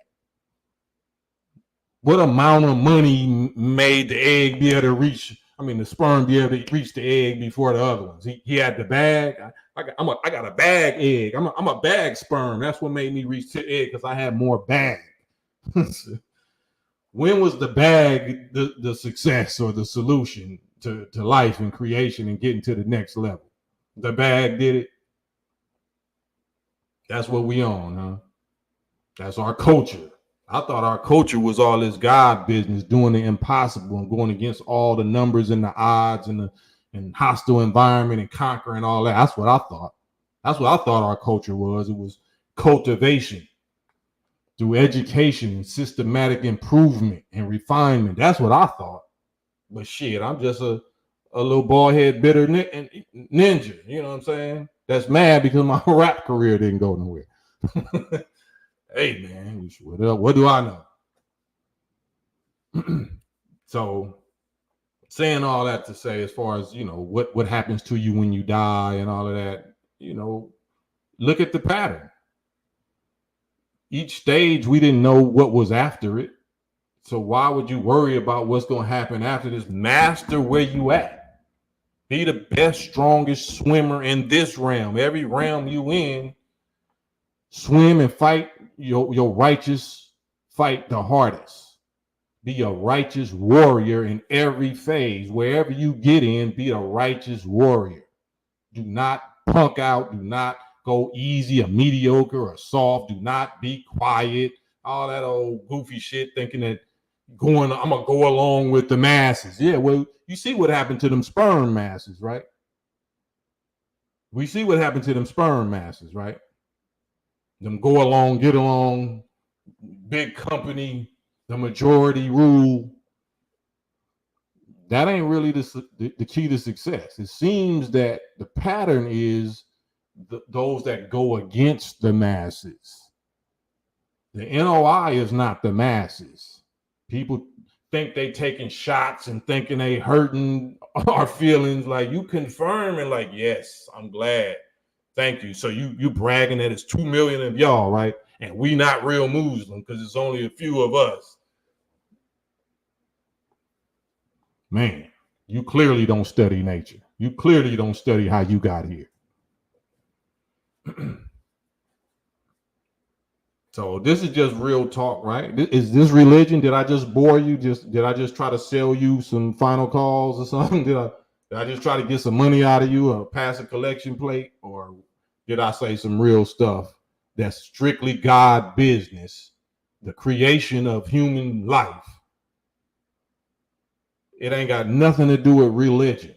God don't have nothing to do with religion. God has to do with the knowledge of creation, knowledge of self, knowledge of reality. Or am I just talking too much? Maybe I'm just talking too much. Dion, Quran mentions things about human conception that science didn't know about. You mean what? You mean European science didn't know about? Because we're the scientists. So I don't know if you understood what I was saying about who God is, who Allah is. You might not believe that. So this is not about making nobody believe nothing. I was just giving you an example of God is the scientist. You know, there's a scientific method and law to creation. All creation, all physical creation is made out of the same material, which these Europeans know. They don't believe in a mystery God. They know to take uranium or something like that and put it under an electron microscope and crack them atoms and produce a nuclear bomb or something like that. They know all creation is made out of atoms. They know nuclear bombs is manipulating and cracking atoms. The Bible and Quran don't teach you those details. The Quran do speak of, you know, the smallest bits or the smallest units of creation, but they don't call them atoms. That's just a translator's interpretation. They don't call them atoms. They just say small bits of matter, anything smaller than that. The smallest bit of matter, you know, and we translated it to mean atoms. So if you know the concept, you don't got to know Arabic. I don't know Arabic. Why do I know? Why did I just explain people's Islam better than any imam that spoke Arabic ever did? I got a t-shirt on. I'm stuttering and cussing. I ain't never been to Mecca, Arabia. I don't speak, you know, say why do I understand better than they do? Why can I use these little fragmented bastard language English words and wake my people up more than they can with the holy Arabic language and the Quran? Why is that? Who came and taught us? What did we get a hold of? So I don't understand how life is from clay when we are conceived through inside of our bodies. That's just parable language. That's just metaphor language. So the Quran clearly says that he created you in the wombs of your mother, stage after stage. So he tells you he created man out of sperm mixed with ovum. And then other places he says out of clay. But he's talking about Adam, the new man, the new ruler, the new Johnny come lately people, the Europeans. That's the Adam that they're talking about that's made out of clay. It said it's made from black mud, you know, fashioned in the shape. It's clay. So the black mud is this. The black mud is the original material of the original nation. But then once it's stripped and diluted of those nutrients or those potent minerals, then it becomes clay. When it's black mud, you can grow anything. You can plant any plant, vegetable, whatever in black mud and grow it. You can't grow nothing in clay. Clay is from black mud. It's from us, but it's diluted. It's grafted out. It doesn't have the potency and the minerals and vitamins and the ingredients that the mud has. So clay comes from original soil. So Adam is from clay. We're the black mud that they brought the clay, that they made the clay out of. So it's symbolic language. It's not literal. That's why Quran chapter 3, verse 7 say, you know, he it is that revealed the book, meaning the Quran. Some of its verses are absolutely clear and literal and decisive, but others are allegorical or metaphor or symbolic language. And then those of us who got disease in our hearts or perversity, then we take the part that's symbolic language and try to give it our own interpretation and seek to mislead the people and you know, get something out of the people. But none knows that the interpretation except Allah. You know, if Allah chooses to reveal it to one of his messenger or his Messiah, and then he teaches us that revelation, then we can flow. We flowing it like that. But those of us that don't have no messenger Messiah, and they just say, well, it just means this. Those are the ones that seeking to give it their own interpretation and mislead the people. And none knows its interpretation except Allah, and those firmly rooted in knowledge, not rooted in belief, not rooted in tradition, not rooted in rituals, knowledge. So knowledge is what I just laid out to you about the actual pattern, provable pattern of a sperm all the way to flesh and bone. That's knowledge. That's not hadith. That's not ghost stories. That's not religion. That's knowledge. So those that's firmly rooted in knowledge are qualified to interpret the revelation of Allah, or better qualified to explain the real process or the real meaning of allegorical verses. I'm an ex nigga, like, you know what I'm saying? Why do I know this? How do I know this? I ain't even seen me open their book. Is this quality conversation? I'm not saying I know it all. I'm not saying I'm the best knower. I'm definitely a better knower than the majority of the people that you gonna hear from. Your preacher didn't teach you this. Your imam didn't teach you this. Your rabbi didn't teach you this. Your mama didn't teach you this. You know what I'm saying? Why this your first time hearing this from some bald head rap nigga like me? So, and I ain't charging you. And I'm not charging you. Well, I am charging you. You know, you're being charged, held responsible once you hear this. Now you're responsible for doing better and making better choices. E-man, my dear man, hop on here with me. You know, we can get it in. You know, I respect you because you're one of the very few that's even willing to get on the live with me. So hop on the live. There go the link. God willing, man, we can make a real, just like the Trig, brother Trig. Y'all, those of y'all that's not scared to get on here with me, man. I'm down to even create podcasts. Just me and you. We can make money. They don't mean we have to agree with each other, but I respect the fact that you be even willing to get on the live with me. Because so many other people scared. They cowards. You ain't no coward. My dear mind ain't no coward. We might not agree. You know, I might think I got a better argument, but the brother is not a coward. So I respect that. Trig is not a coward. I respect that. I need to learn Arabic, but I just know I don't need it to prove these points. I know the value of that you got. I know the value of that Arabic that you understand, but you know. Wow. Assalamu alaikum. Man, walaikum salam. So you know I'm gonna be quiet now.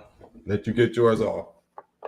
Now I just heard a comment. I just had to make a comment on that comment about your understanding of Islam, or how you explain Islam, is better than any imam. Is that correct in your understanding? Yeah, I believe so. Okay. Now, if that is the case, I'm just asking you this question: why is it that the numbers of the NOI is a fraction of Black Sunnis in America? So you're saying that the group with the most numbers must be the best. I'm not saying it's the best. I'm saying that if the understanding is so clear and you're able to express yourself Right. to the masses, to the people, say, okay, this is how it is. This is the truth. Why is that only a few people would accept it, and the numbers are not increasing, from my understanding, regarding the NOI, you know, compared to, say, the 1990s, where I guess it was at its peak? How would you know whether they was increasing or not? Research on the internet. Well, like what research? Give me a link. What like now? I mean, you said it now. Yeah, I Shouldn't you mean, be equipped with whatever source of? yeah, but you said a leak. I Huh? mean, I'm talking with you right now. It's a But link right you now. brought something up that you can't prove. Well, if you said that Do I have evidence? I don't have evidence. I Well, read it. So then you shouldn't have yeah. said that. Well, But we can continue. So, but I okay. agree that the nation, that Orthodox or Sunni Islam or whatever, Black people of America, um, may very certainly outnumber the number of Nation of Islam citizenship. Right? That's what you're saying, right? Correct. So do you realize that Christianity outnumbers Orthodox Islam, right? In America, but not in other areas of the world, like in No, the Middle in the world, East. in the world. As of right now, You but know there's more Christians on earth than there is Muslims, right? yes, you're correct. It's projected by 2050. It's the opposite. Stop. We're not talking about projection. Let's stick exactly on what you're talking about. Okay. Okay. So it's more Christians than Muslims. So what does that mean? Christianity I'm is not better? saying about the numbers. Okay, I understand what I know what you're asking. I'm not saying about the numbers because you mentioned that. What am I saying about the number? That's exactly what you were saying. No, I'm not saying that numbers equals truth. I'm asking you is that if the NOI, I mean, if you have a better understanding of Islam than any imam, why is it that the numbers of the NOI membership is a fraction? Because if it's clear, if evidence is made clear Mm-hmm. to the masses through whether you do it on a live, on a record, in books, in lectures, in speeches, Right. why is that only a tiny fraction of the people that actually hear the message actually is able to embrace it? It's not able to embrace it. It's choose to embrace it. You don't want to Okay, say you don't want to say free will is why people do what they're not supposed to do, right? correct. That is So correct. free will, according to the Quran, it says, and most of the people are disbelievers, right? Ain't that That what the is Quran says? correct.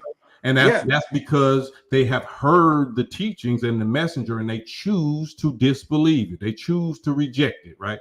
Okay, correct. But is Islam disbelief? Is Sunni Hmm? Islam, according to your understanding, is it disbelief? It's disbelief in the reality of God. It's How disbelief so? in the provable. Like that's what we've been always arguing, me and you. So if I say Allah is the human being, the original human being, but then you say Allah is something that nobody knows and nobody can understand, but he has hands and shins and eyes and all that, we're gonna come right back to that same argument, right? Right. And if Allah is all knowing and all seeing, and we're not, if Allah does not beget, nor was he begotten, and we are, And I explained that already, right? how? Did I explain that or not? You said mastery when the verses don't mention any word named mastery. You The actually verses added an do work. interpretation. The verses. What is the definition of Allah? Does The hold on? God. No. What is the Yeah. definition of God? The creator, the That's only one. originator, That's only one. That's only one description. That's only one attribute. the creator, the originator, the beginning, the end, the eternal, all knowing, all seeing, all powerful, without any needs, without any type of the one that has revenge, the merciful, the avengeful. All these are attributes of Allah. So if you talking about Does he have hands? Allah has hands, I mean, Now he has hands. yeah, no, what do you Today mean? he No, he has has. hands. No, I never denied that he has hands. I never said that he has no hands. Does I he never have said two that. hands? You said it, and I put up the scripture. So you want to correct yourself now? No, well, in the Yes or no? Yes or hadith, no? okay, hold on. I want to go ahead and explain. In the hadith, it is an Not the ikhtilaf. hadith. No, sir. No, sir. No, sir. Yes, sir. The I'm going to explain Quran. I myself. said the Quran. I didn't. We didn't say nothing about no hadith. No, well, the hadith Do explains not the bring the Quran. hadith into this. The hadith explains the No, Quran, just like sir. when you No, asked me how sir. do you pray. Okay, hold Absolutely on. false. Absolutely false. We talking about what the Quran said. We're not talking about what the hadith said. You Well, wasting you if the wasting Quran time. mentions, okay, the Quran mentions hands. The hadith clarifies The what that hadith. means. We're not talking about hadith. Why would I Allah am, need but that? I am. Hold I on. Hold am. on. Hold on. Did Allah reveal the hadith? Hadith Yes or Qudsi. no? Yes, he did. Yes, he did. Hadith. Okay, there's two types of hadith: the hadith of the Prophet and the hadith Qudsi. The hadith Qudsi is the actual speech of Allah in the hadith form. So yes, he did, as a matter of fact. Hadith Boy, that's al-Qudsi. Hadith so al-Qudsi. the hadith don't say that Allah is a man. No hadith, no surah, no ayat, no chapter of the Quran ever mentions Allah being man. Why are you talking Allah, about Quran now? Hold on. So the hadith don't say that Allah has no body parts. what does body parts have to do with Allah being a man or not? Monkeys have body parts. Apes have body parts. Is Allah an ape right now? Why Is do you keep Allah a saying monkey? that? Why do you keep saying that? No, because you saying that Allah is a human because you said, oh, you read right here, he has hands and shins and feet. Monkeys do too. So if I were Yeah, to use your logic, if I okay, you say man, I say monkey. What's the difference? because hands mean hands. What are hands? So Monkeys we're have going. hands Hold on. too. Let me. So I'm gonna talk about 30 seconds, 60 seconds. Don't interrupt me, and then I'm gonna let you talk, and I don't interrupt you, right? Okay. So Allah has hands, Allah has eyes, Allah has shin, Allah has emotions, and this is just what the Quran says. The Quran don't say absolutely nothing of what you're saying. If he's talking to human beings, and this is his divine revelation and description of himself, and he tells us that he has hands, he don't say nothing like I have some special different kind of hands or some special different kind of eyes. He says none is like me, but that's one interpretation. It says none is equivalent to me. You keep on saying none is like me as though that's the absolute definition, and that's false. It's none is equal to me. So I have eyes, but your eyes are not equal to mine, or equivalent to mine. So the male, like the Quran says, Mary had a child, Hannah had a daughter, the woman of Amran, and was Mary, and she said, I brought it forth a female. And the female is not like the male, right? You saying that Allah is not like us, and she's saying the female, the female is not like the male. So that means the female is nothing like us, right? They don't have eyes and hands and nothing, because the Quran said the male is not like the female. All right, I'm done. Okay. So getting back to again, chapter 112, God is eternal. That's verse number 2. We're not eternal. We are born and we die. Chapter verse 3, God was not born, nor was he, he does not beget, nor was he begotten. We beget and we are begotten. Now, this is not interpretation. This is clear text, excuse me. Okay. Now, if you go off of Surah 112, and I'm not even talking about the other surahs because that's even more explicit, but if you go off of 112, these 4 verses establishes that God was not begotten, nor does he beget. God is eternal. We're not eternal. We're humans. We live and we die. And there's none comparable to him. A male is comparable to another male. A female is comparable to another female. A human being is comparable to another human being. An object is comparable to another object, and depending on what the object is. So if God is saying none is comparable to him, nothing, whether it's an object, whether it's a human, whether it's a creation, whether it's whatever it is, nothing is comparable. So if you are going to tell me that the begetting and be cutting part is not actually what it means, it's a metaphor, is something that you got to use the word mastery to kind of explain what it is. That's not what the text says. That's an interpretation based on what theology. If you want to go ahead and use theology to dictate what this means or what that means, that's not in the text. That's based on an interpretation, and the source is off of a belief. So when you said that God is a man because of hands and shins and this and that, monkeys have hands and shins and feet. So we're not comparing God to a monkey because he's not a monkey and he's not a human. In all creation, they have a beginning and they have an end. That's my point. So you said that we are not eternal, is what you said, right? That is correct. How old is the original man? How old is the original black nation? I have no idea. Then okay, so you're not. So that proves that you're not qualified to even make that statement. So the original nation has no beginning, no ending. You can't find the origin of the original black nation. And None what's is your like I didn't stop you. okay? None is like us because we produced all. None is equivalent. You keep on saying like and comparable, but it's three different words. It's equal, equivalent, comparable. That means none is equal to us. They're like us. Like is a relative word. It's a relative term. It's not an absolute term. That's why I gave you the example of Mary's mother saying, "I brought her forth a female, and the male is not like the female." We are eternal. We have no mother or father. The black nation don't have no mother or father. We can see that, your mother or the other races or whatever have a mother or father. They come from us. We are the original people, the maker, the owner, the cream of the planet, the God of the universe. All people get their start from us, but you can't tell where we get our start from. There's no beginning of blackness. We are the original black people. So having hands, monkeys have hands, absolutely. But they're not equivalent to God's hands. They're not comparable to God's hand. They're not comparable to my hands. Monkeys have brains. They're not equivalent or equal or comparable to my brain.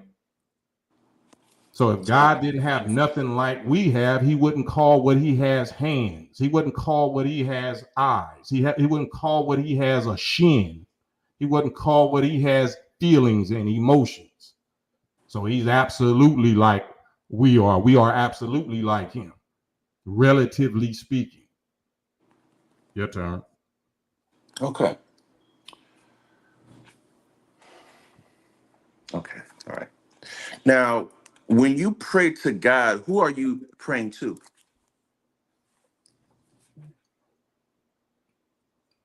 You want me to answer that right now? Yes, The if you don't God mind. that we pray to is in the person of one man named Master Fard Muhammad. Okay. What a prayer is a request. Any request is a prayer. When we babies and children, when we cry for our mother, that's a prayer. If we wet, our stomach hurt, we hungry, we can't reach something, you're asking another being, another person to do for you what you are not able yet to do for yourself. So that's the definition of prayer. And we also pray in thanks. And we also pray once we get strong and wise enough, we pray in meditation or willing something into existence. That's the definition of prayer. Okay. Now, are you a God? Yes, So when you pray to God, are you praying to yourself? partly. But my child self, my immature God self has to rely on my father self, the master God, which is Master Fard Muhammad. So, to be more precise, I pray to Allah in the person of Master Fard Muhammad, a human being that can hear my prayers, that can hear my thoughts. Was he born like, did he have a mother and father? His body, all of our bodies have mothers and fathers. And who created his mother and father? The originator created this form. So we talked about this before. So do you want me to answer it, or do you want to ask some more No, questions? sure. Answer it, So please.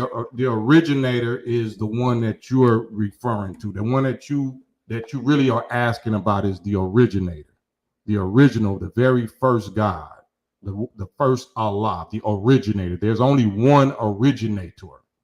So we agree on that. But that originator created the law of reproduction. That originator divided himself into male and female, the pair principle. He created all things after himself in pairs. So once he set up that law of creation, he created the law and the purpose of life and death and the life cycle, which all evolves and increases creation stage after stage until its eventual perfection, which is also relative. So the originator didn't have a mother or a father. The originator was self-created from the triple dark energy of eternal, infinite black space. That's why we're black. When I asked you who is the original nation, the black nation, who is the original man, the Asiatic black man. We're not black because we're from Africa. Africa didn't make us black. We're black because we are self-created from the triple dark black matter and black energy of infinite black space. So this form was the form that the originator came up with that best expresses his attributes, meaning intelligence. The black energy was raw potential, raw intelligence, raw power, but it had no vehicle or no measurement of expression. So that energy or that intelligence produced this form. This is the most high form and expression of eternal God. Okay. So in chapter 112, the very first verse, it says that God is one. Now, me and you are two people. We're two entities. We have our own brains, hearts, minds, all that stuff, right? Now, are we two gods or one God? Even though the Quran says that Allah is one. So, like you said, when you mentioned ikhlas, that's called the unity, right? Ikhlas means a sincerity in Arabic. It's what? Sincerity. It means a sincerity in Arabic. So it's not according to your 57 scholars. It's not the title of that chapter. Is not the unity. I mean, ikhlas, I don't know if it means a unity. It could mean unity. Okay, But well, my understanding of the Arabic is that ikhlas means sincerity. it's Most not of us right. is sincere per Okay, person. listen. See, I'm assuming that you know, but you keep reminding me that you don't, right? So that's why I referred to the 57 scholars and what they translate the title of that chapter to mean. So they say that it means the unity, and you saying if Allah is one, it says say He Allah is one, but it's the chapter is called the unity, so it's letting you know that we are one. We are in unity to such degree that we're considered one. Like I gave you the example of all the separate individual cells and molecules in your body that come together in a unity. They are a we. There's billions and billions of individual cells that make up Ahmad. You're not one. You're trillions coming together, we as one. So Allah is the same thing. We are one. It's a unity. Okay. All right. So the concept that you mentioned, which I heard, of course, I heard before, is based on pantheism, which means that everything is God, right?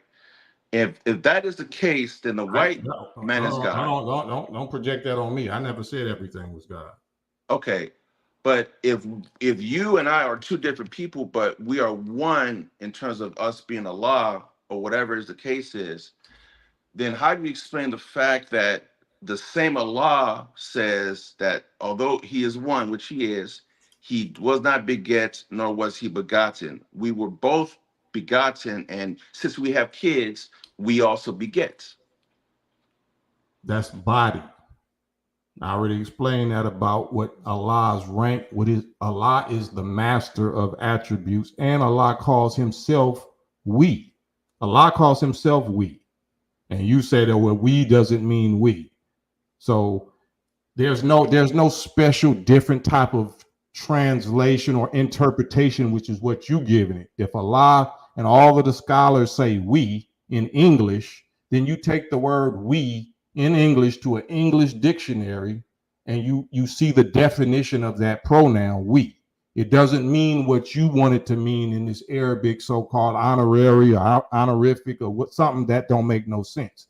We means we, he means he, his means his, it means it, our means our, us means us. This is according to your scholars that translated those Arabic words to mean these English words. So this is you, and you said yourself, you don't know, you're not sure what other translation, words these mean in English. They already did that work. You didn't do it. Okay. So I did explain before that in Semitic languages, which includes Hebrew, Arabic, and Aramaic, and others, like the use of the plural form to address a person or to even address yourself is common. For example, if I were to say to you in Arabic, "I'm pleased to meet you," it would be in Arabic, "We are pleased to meet you," even though I'm one person. Why would I say "we" when I'm talking about myself and "I'm pleased to meet you"? It's to shut off that means I'm pleased to meet you, but it is in the "we" verb context. So why am I addressing you as we? And when you say "Assalamu alaikum," as I mentioned before, why am I talking to you in a plural form? Assalamu alaikum means peace be upon you all, three or more. Kum is plural, kat and ki are singular. So if I were to speak to one person, I would say Assalamu alaikum kat. Or if he was a female, Assalamu alaikum.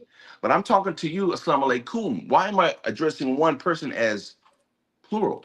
Because I just explained to you why. So if what I said is true, and it is, and you agree that it's true, that every cell in your body has its own individual intelligence, and it comes together as a one, as a unit, then an intelligent God knows that we is speaking to we.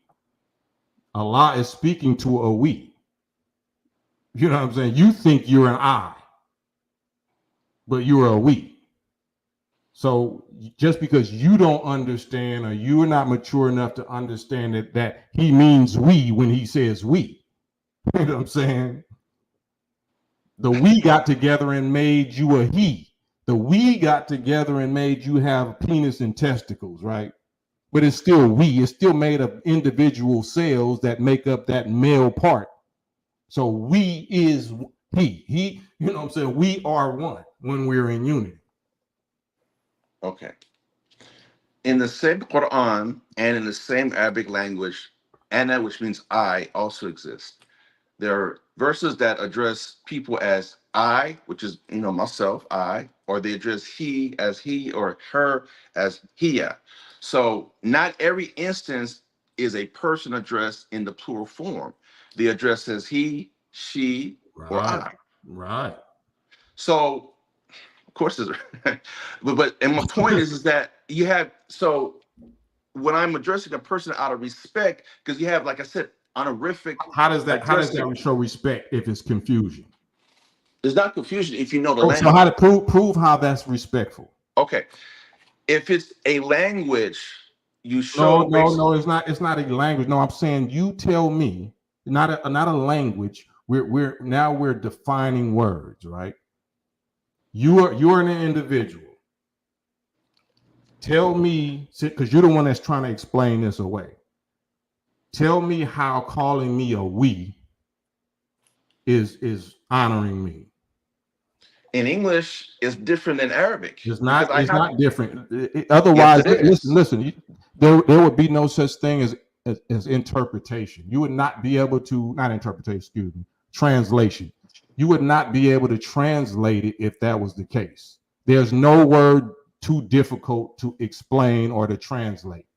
So the scholars that are superior to you, that have translated, they did this work already. They clearly agree that it means we. They Okay. know what the English word we means. They're not saying all of this honorific stuff that you saying. When it's translated into English, I give you an example. If I were to translate "Assalamu alaikum," I would say "peace be upon you." I wouldn't say "peace be upon you all" because in English it doesn't make sense. In Arabic, So if Aramaic we go, and look, Hebrew, it so if we go does. to the Quran and look at the translation of those 57 scholars, it's not ever going to say peace be to you all. It says peace be to you. So Correct. you're saying something different as though you're a superior scholar to all those 57. If you're going into a crowd of people and you said Assalamu alaikum, you obviously are talking to multiple people, right? Because you're going into a crowd. Three or more people in Arabic is plural. Because in English it's two or more, in Arabic it's three or more. Okay, Why the because Quran don't ever say that? I mean, why the translators don't ever say that? about excuse me, about what? I'm sorry, I'm not The following what you're saying. translations never say that. The translations say it says a singular. A translation is not meant to be You're an translating right Arabic now. lesson. I mean, You're an English translating lesson. right now. Okay, so what is the form of addressing you, them, and you all in Arabic? If you could tell me, because I'm pretty interested to see what you say I about don't it. speak Arabic. I know Okay, I know, just like you just said right there. So you're saying that Arabic is limited. Arabic is more limited than English. That's what you I'm not say. saying no. I'm not saying that. I never said that. You are saying that How? because we No, have the word they, I, he, and all that in English, right? Arabic does too. Anna means So I. Whom? your translators didn't show that. Your Okay, translators don't say that in the Quran. okay. Whom You're means saying that them. right. You're saying that right now. Oh, but excuse me. Anna means I. Hua means he. Hia means she. Whom means three or more. Them. Kum means you all, three or more. Kuma is two y'all because it's Mm-hmm. dual, and huma is two of them, dual. Right. So it's clearly in Arabic. Arabic is extremely What comprehensive. What about the Hebrew? I Like don't know Hebrew. we going over the same argument. So you say you don't know what the Hebrew is, right? I'm not a Hebrew. I never studied Hebrew. Right. Well, the Hebrew calls God he, singular. He don't go to the honorific we stuff, right? Hebrew is saying singular, singular, singular. Elohim is actually addressing God as is in the plural, right? Elohim, because him is plural in Hebrew. Is that So correct? Musa and Abraham in the Torah is saying when he's addressing God, he's saying we. Is that what you're saying? You trying to No, tell I'm me not that? saying I'm not saying we, but isn't Elohim in the Bible?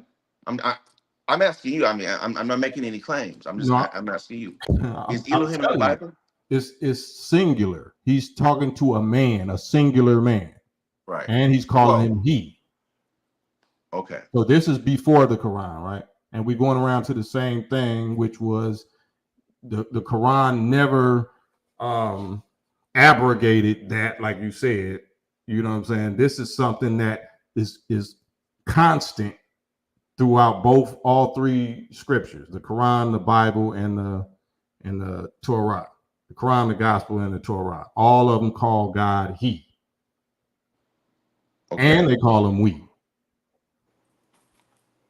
And your point is, I'm sorry, and what's your point? No. I'm not being sarcastic. I'm being serious. What's your point? Because That was it. It was for the people, like because we've been through this already, so we're doing this for the people, right?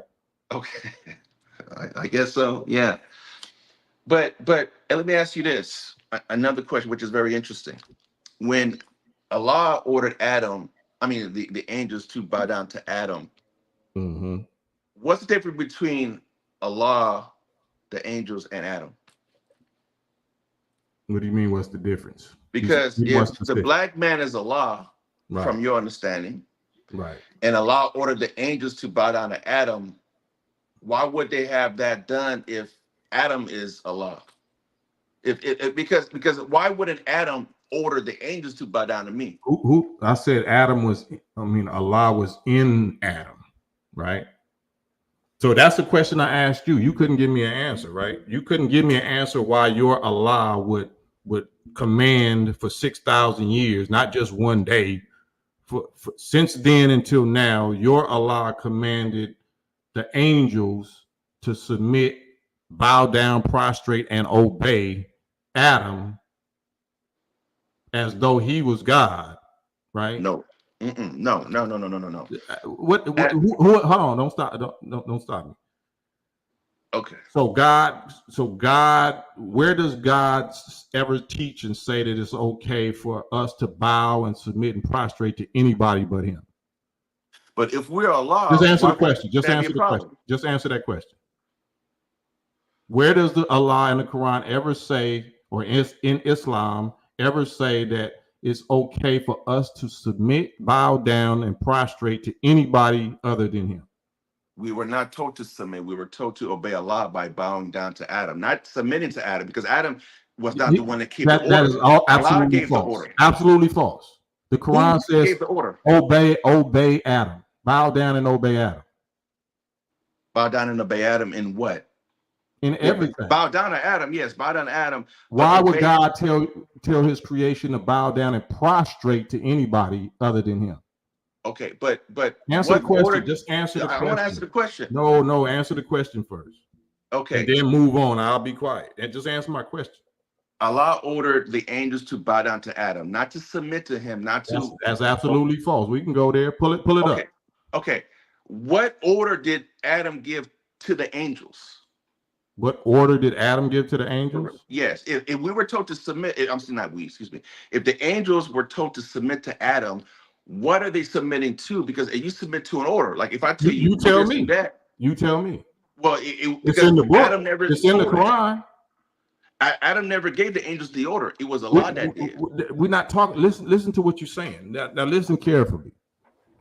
If I tell you, if you my son, or if I tell my son, bow down and obey Ahmad, that's general. That's a general statement. That means whatever Ahmad wants me to do, that I have to obey. And he tells him bow down and prostrate and obey Ahmad. Why would God tell me to do that? And that's why the angels rebelled, right? That was such stop. Don't cut me off. Don't cut me off. That was such a preposterous, difficult command, because it just wasn't just for one day or one incident. The angels was like, hell no, I'm not doing that, because I was before him. I'm made out of this material, and you just now made him out of that material.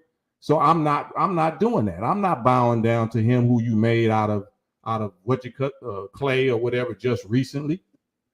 So it's letting you know how difficult, just like you having a difficult time hearing this, they had a difficult time hearing that.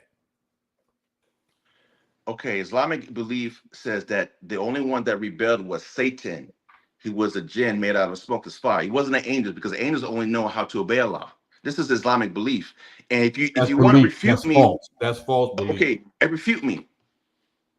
I will. What's the question? Okay, bring up the Quranic verses that would actually prove me wrong on the angel, because angels don't disobey Allah.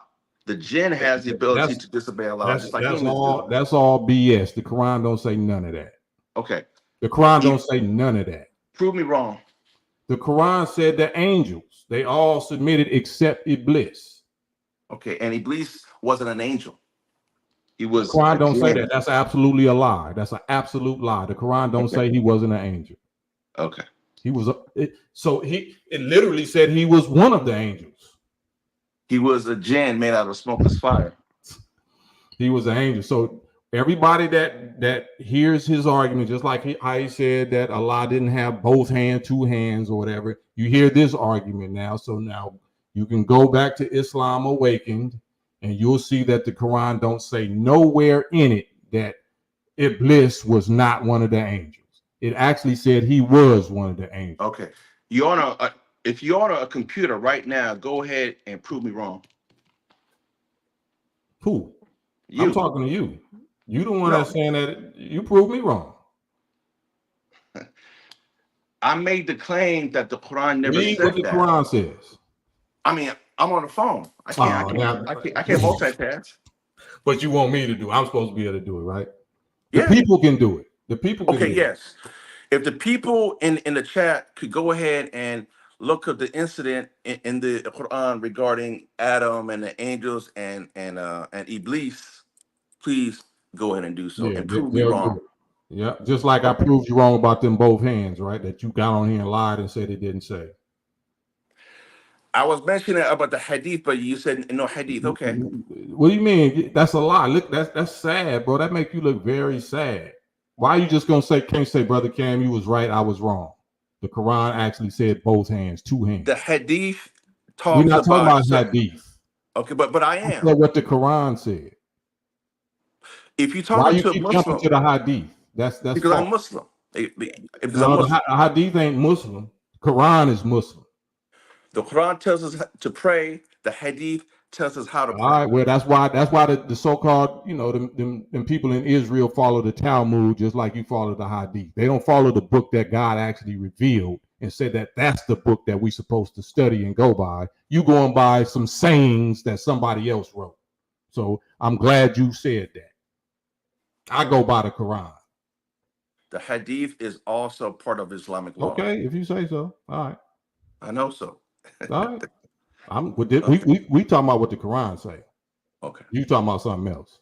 So when you, like I said, I'm getting back to the whole aspect of prayer. So if you are Allah and you're praying to Allah and you're actually praying to yourself, why would you have to pray? I already told you who I was praying. Did you hear me say Master Fard Muhammad? Okay. And he had a mother and father, right? Right. And who created that mother and I father? already told you who the originator was, right? Why you keep going over the same thing when I explained it already? Because the originator has no beginning, no end. He's eternal. Is that correct? Well, he's eternal through us. We are eternal. So if he was the originator of this form, his form, and then he set his form on a course towards um, reproduction. So he created the law of reproduction. He divided his cells. He divided himself into male and female, and then set up the laws of life and death and the life cycle for this form. He's the originator, but we are the eternal extensions of his form. He multiplied himself um, eternally, perpetually through the law that he set up called reproduction of the form. Okay. The mastery can't be begotten. The mastery has to be attained and achieved.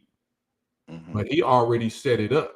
He already set up the form and already set up the measure. And that's what we're blessed to have this form to be having this conversation right now. Okay. So when we die, it's not actual that we die. When we're born, it's not actually birth. Is that correct? So if we're From a birth, birth of the form. What do you mean? I don't know what you even if asked. okay, you and I were born into this world, correct? Your I was body was born. born. Our body was born into this world, right? Okay, body, correct. Is your mind and body the same thing? Is your The soul mind. and is your soul and body the same thing? I mean, they're two different entities, Is it an but entity? What is a the soul? body. Do you know what a soul is? The rabbis asked the Prophet Muhammad that question, and he was unable to answer. Only Allah knows what the soul is. Then why are you arguing something without knowledge? So is it possible that Allah has revealed the definitions and the answers to his Messiah or to the people today, and you just not a part of those people? Revealed. I'm sorry. Can you repeat? I Is it misunderstood. is it possible that Allah has revealed to his Messiah the answers to all those type of questions, but you're just not one of the people that have accepted that or have joined that organization where that information has been revealed? If the Quran is the final book that came from God, then the answer is no. Which it is. The, It's the the, final book. we're not talking about the book. So what does the Quran say Allah revealed to the Messiah? It's four things. Name them. The Messiah, you mean Isa or Jesus? Is there any other Messiah, bro? No, the Injil, the Gospel. And what else? What do you mean? What else? The book and the wisdom. The Injil, the gospel, the Torah, the Injil, the book, and the wisdom. That's 4 things, right? The Torah, it preceded Am I lying? Jesus. Is it 4 things or not? Am I lying or am I telling It's the not. truth? I'm not saying you lying. It's not correct because the It's Torah not correct. was not The Quran revealed don't say that. to Moses. The Quran don't say what I just said. Yes or no? Moses received the Bro, Torah. It no, wasn't Jesus. stop. I'm gonna hang you up because you're wasting my time now. Does the Quran say Allah revealed to the Messiah? Oh, I thought so. Beat it, champ. That's what happens. They scatter like roaches. Because the Messiah is Allah reveals the Torah, the Injil or the gospel, the book, and the wisdom. 4 different things. He knew where I was going with that. The wisdom. What book is that? It's the Supreme Wisdom by Master Fard Muhammad, revealed to his Messiah, the most honorable Elijah Muhammad, that gives you all of the explanations and the revelations of the stuff you don't know nothing about. But the Quran says that they're arrogant. The people say if it was any good and value, they wouldn't have got it before us.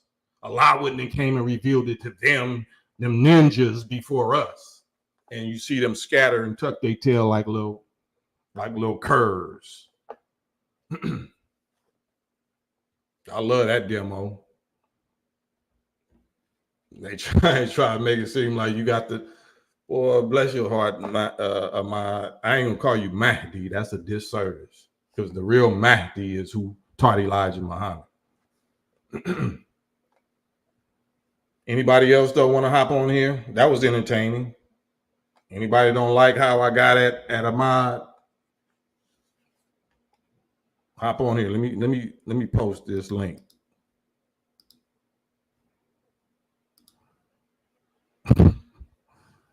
Let me post this link up. They go to StreamYard link. Anybody want to hop on here and defend Ahmad? Sunrise. I don't know why you be constantly on here. Anybody disagree? If you know you disagree, hop on here. Do it. I respect Ahmad at least. You know, he wasn't able to stick around this time, but he be at least jumping off the porch and trying to hang with me. At least he be trying to hang. But you can't defend, my argument is too solid. My argument, it makes too much sense, and I'm too firmly rooted in knowledge. I'm too firmly rooted in knowledge for him. And any imam that he got, just like he came on, so you know more than any imam, clearly. You bring one that can handle me. Bring your teacher, Ahmad, whoever your imam teacher is. Do we speak English? Bring him here, and by Allah, by my master father Muhammad, God's permission, I'm gonna do him the same way. Probably not, because he might be more intelligent, more respectful, more wise to not even jump off the porch and say some of the stuff you were saying. But I love this. You know what I'm saying? That's the one that was talking about we ain't real Muslims. We ain't real Muslims. Real Muslims be running y'all off. Real fake Muslims be running y'all off. Y'all real Muslims off.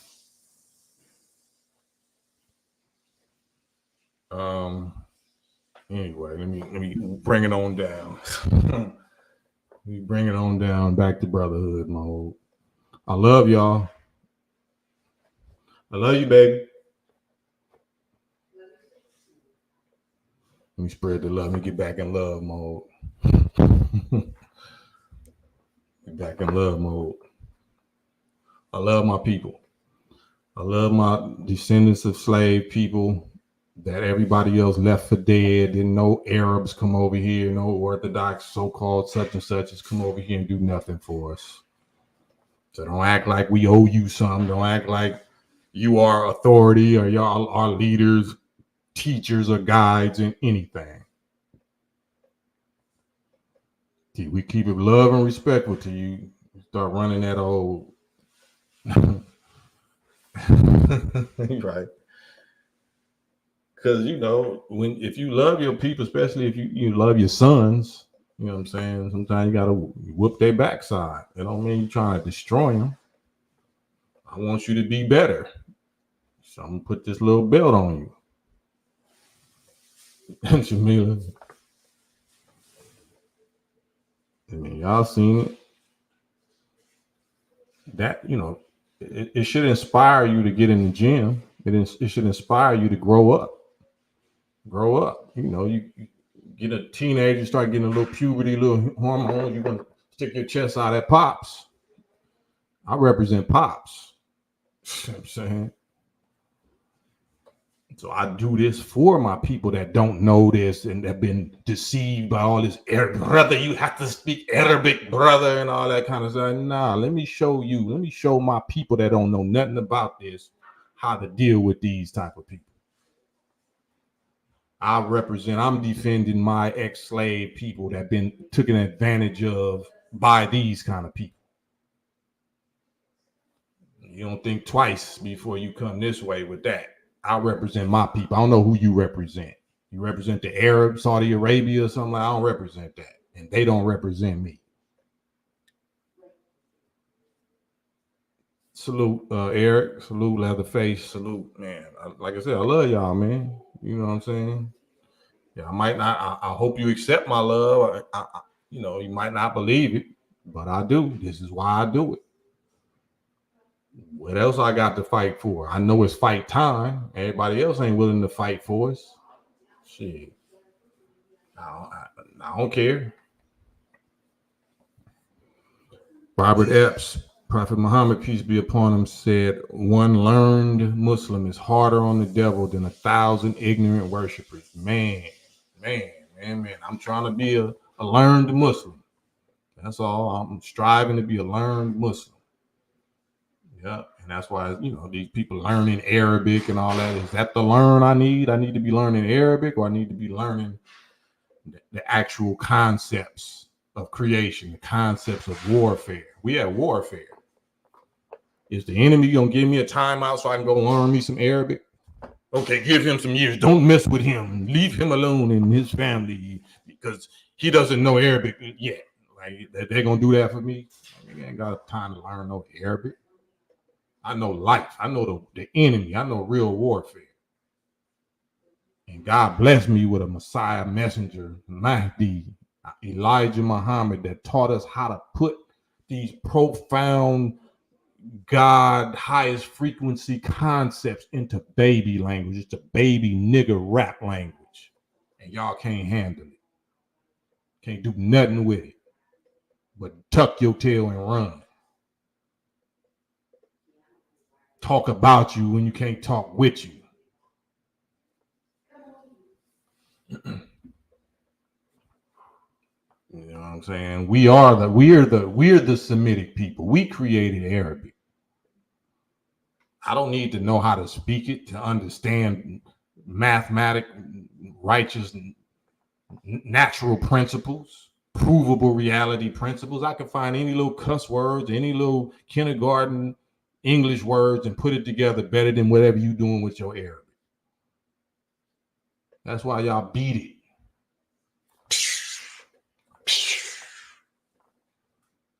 I'm here talking trash like Muhammad Ali. That's why they couldn't stand Muhammad Ali or Malcolm X. They didn't love Muhammad Ali or Malcolm X. They paid to see Muhammad Ali get knocked out. He filled up stadiums because he was talking to clowns like this, same way.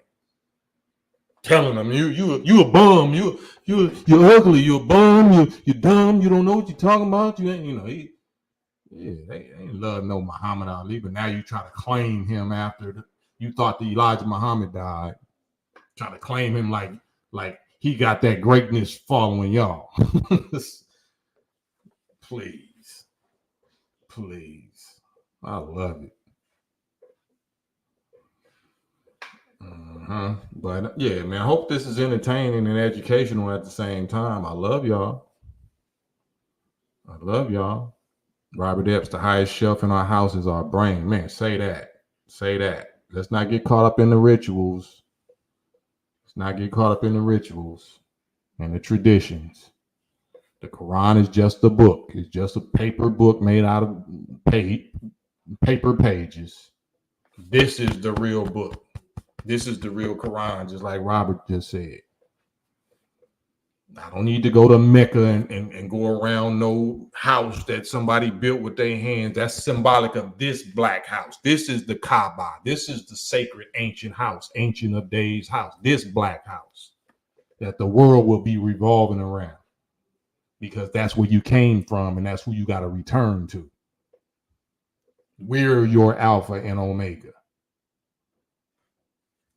Oh, that burned, don't it? That burn. That's why you want us to believe in the spook mystery God. No, don't identify the original black nation, the black man, as the real ancient of days. Don't say that. That's shirk. That's shirk, not a ninja. Don't associate yourself with a lie. Use a ninja.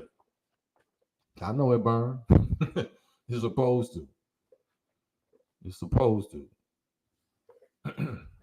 Hustle 80 of it. Bliss was an angel, and he got his title of being the father of the jinn because he was the first to rebel, and the jinn was made out of smoke. I don't know. According to the Quran, you want to get on here, El Hustle? I'm not sure what you mean. You want to get on here with me? Because I don't know if you're asking a question. Because if, like I said, if y'all already think y'all know, if y'all already act like y'all know, and y'all want to challenge me, you sure you want to do that on the live? I'm here for it. I sent the link. So I would ask questions. I wouldn't jump off the porch making statements. If I was y'all, I would ask questions. That's just me. I can't tell you what to do, though. If you're God, why can't you fix the culture you're complaining about? My culture is fixed. This is charity work. My culture is fixed. We don't suffer from that. I'm not complaining. I can actually be, I'm complaining. I can actually be doing something about it. It's actually a warning. It's actually a final warning, a final call. So you ain't got to worry about it. I know you ain't hopping on this live with me, though. Sunrise, sunset, apparently. Because you definitely ain't rose to this occasion of talking to me face to face. Dion, recall when we said to the angels, prostrate yourselves before Adam. So they prostrated themselves, all of them, but Iblis, he was of the jinn, so he rebelled against the command of his Lord. Yes. Islam. Oh no, I was really just correcting what the dude was saying. According to the Quran, Iblis actually was an angel. He only has the title of the father of the jinn was because according to the Quran, that he was the first to rebel. So they follow suit afterwards of rebelling. But those are two totally different entities or deities or whatever you want to call it.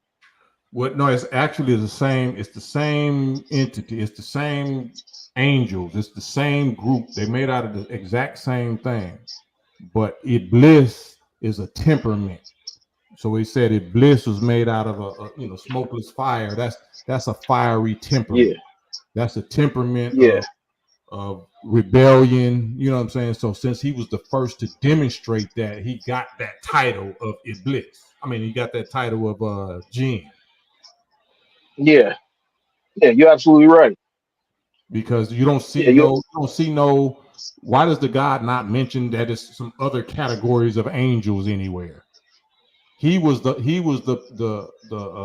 innovator of that category. He was the first to do that, so that category jinn was named after him. Yeah, I can agree.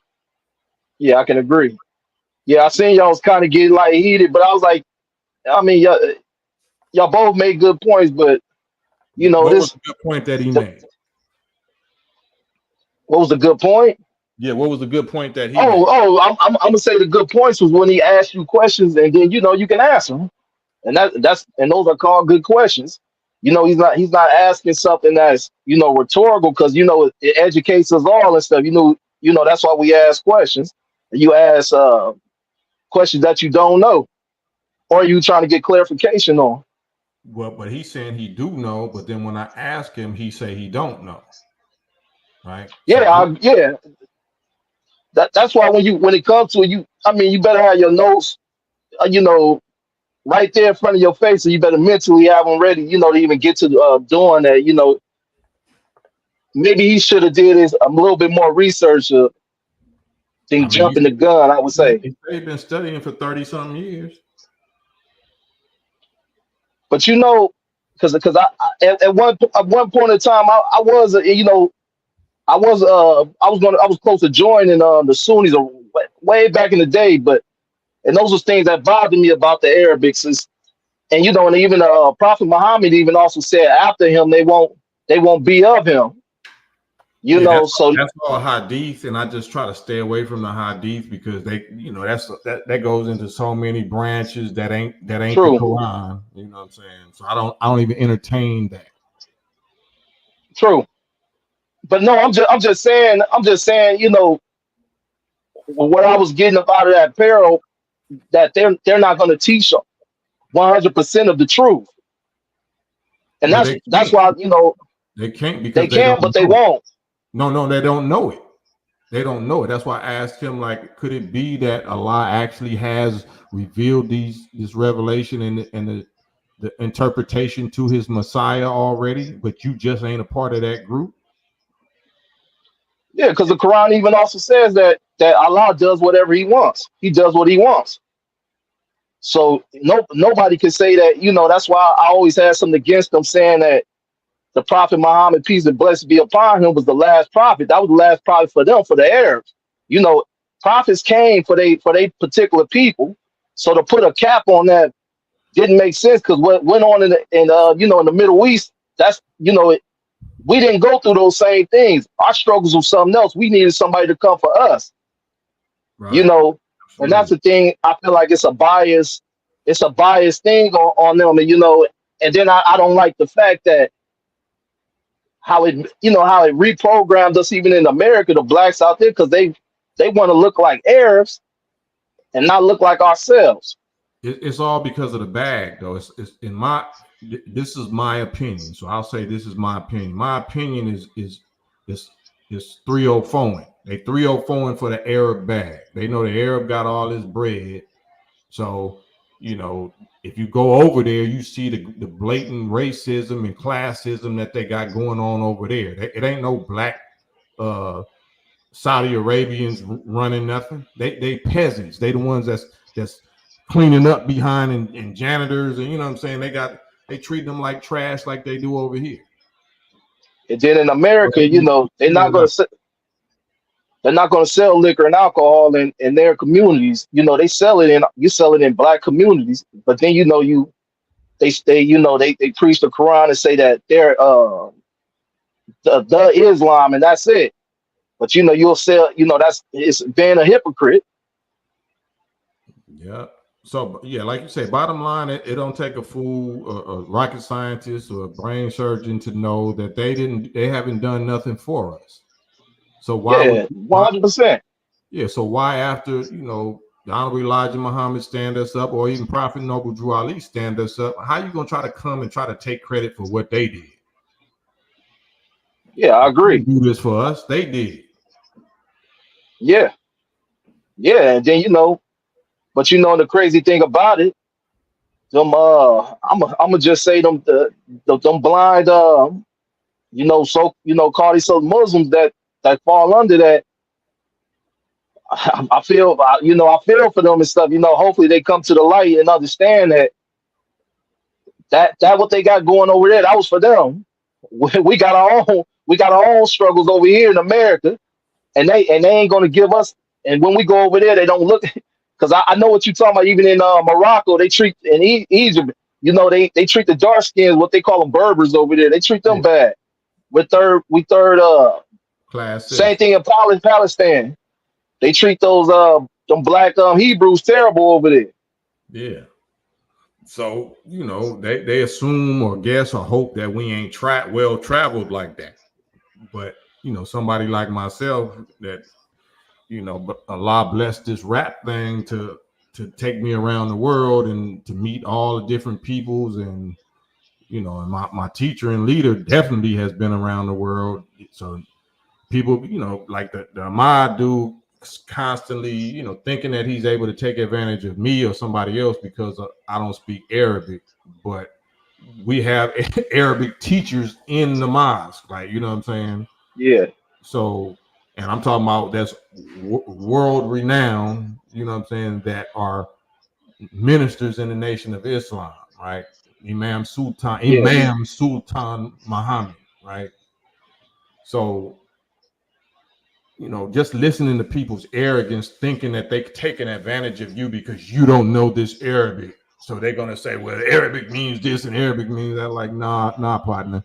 Uh, Even yeah, if I don't know Arabic, I could call my brother, but I ain't even gonna waste his time. I can handle this lightweight. Let me just take you to your own scholars, and they translated it already way before you was born. yeah. Nobody I knows swear I who, said that. Yeah. you know what I'm saying? But you know, that's the thing that kills me too when they do that. You know, that's an arrogant way of trying to belittle you for, you know, not. And it's like knowing Arabic. What is it going to do if you know it or if you don't? What is it going to change about you? Right. Because you And know, because when you go, because them Arabic is still going to look at him as a, you know, the N word. no, You he know, look like one of them. He'll yeah, pass. he do.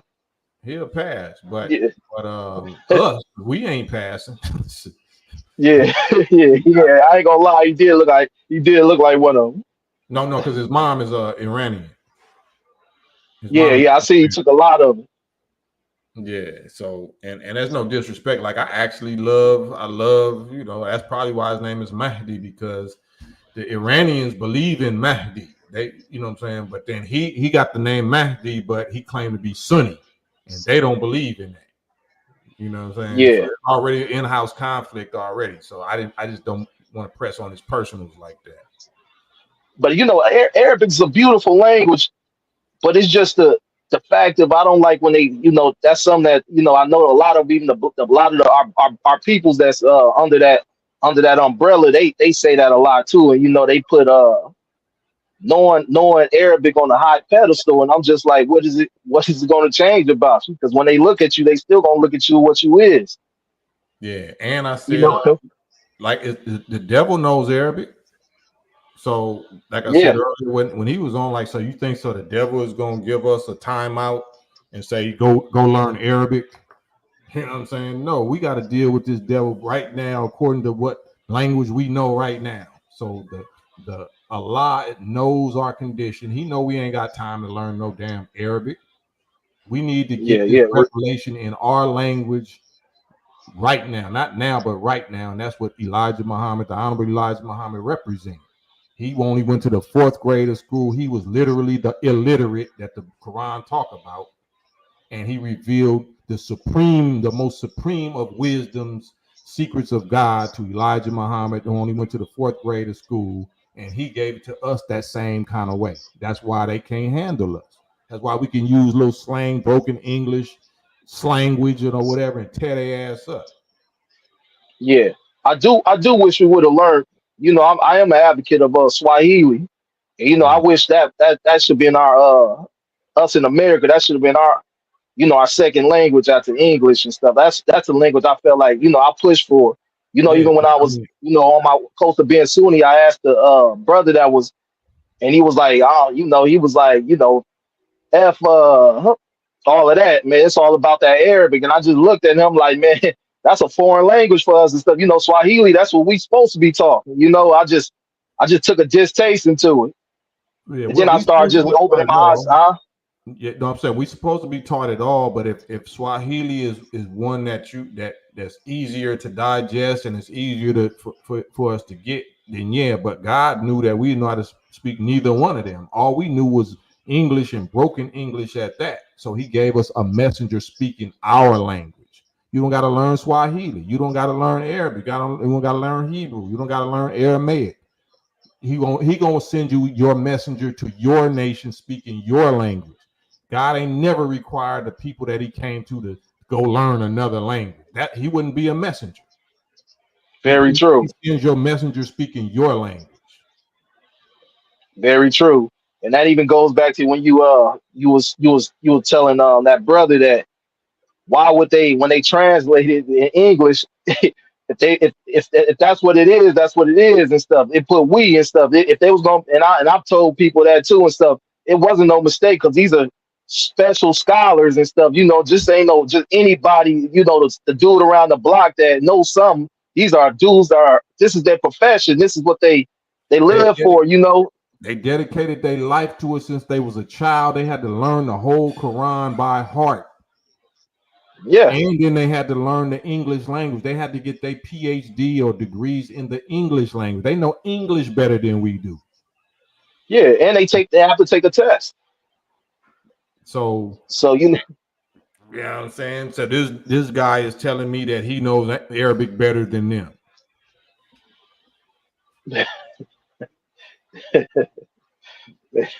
So that's how you gotta expose them, though, L. Like, you know what I'm saying? Gotta do it like. And I know you get asked this a million times a day. And when you gonna put out some more music? I've been did the music, but it just depends. Like, you know, I gotta collaborate or clear, you know, the business ends with whoever I do it with, like with Battle Cat. We did a whole album. We been did it, but if the gatekeepers and the cancel culture people, you know what I'm saying, is blocking, then I got to be able to deliver it straight to the people. But I got to make sure me and Battle Cat business is straight if I do that. And I know it's a lot of it's a few brothers that rap that are in the industry in the NOI. Do any of y'all ever like talk and stuff about like making like just a album just together? Yeah, we do that. We do that. You know what I'm saying? But you just never heard about it because the same enemy that cancel culture is us, you know, is gonna cancel the distribution, cancel the promotion. So you're not gonna hear about it unless you in these circles. Yeah. I already know what people you talking about. So you know, the same people that mess with Kyrie Irving and Kanye West and the rest of them. Yeah. So, you know, that's who we expose. And so we can't expect them to promote you. You got to expect them to do exactly what they're doing. Yeah. I was just tapping in. Islam, brother. Man, Islam. Peace. Sunrise.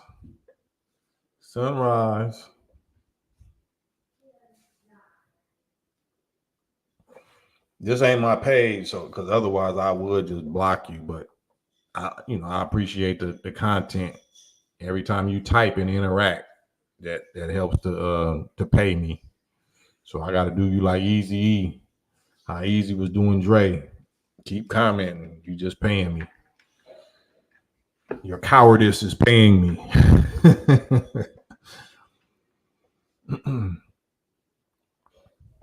Right, Robert. Like they're not going to entertain no intelligent arguments.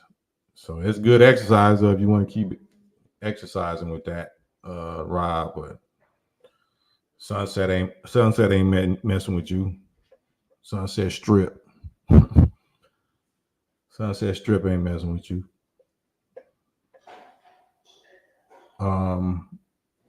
Any more, questions or content or comments or something that y'all want to talk about real quick before I hop off of here? Because I'm at 2 minutes and 2 hours and 50 minutes. Anything else? Or have this been an earful already? These ways, what does it take to get Battle Cat out the way? No, he ain't out the way.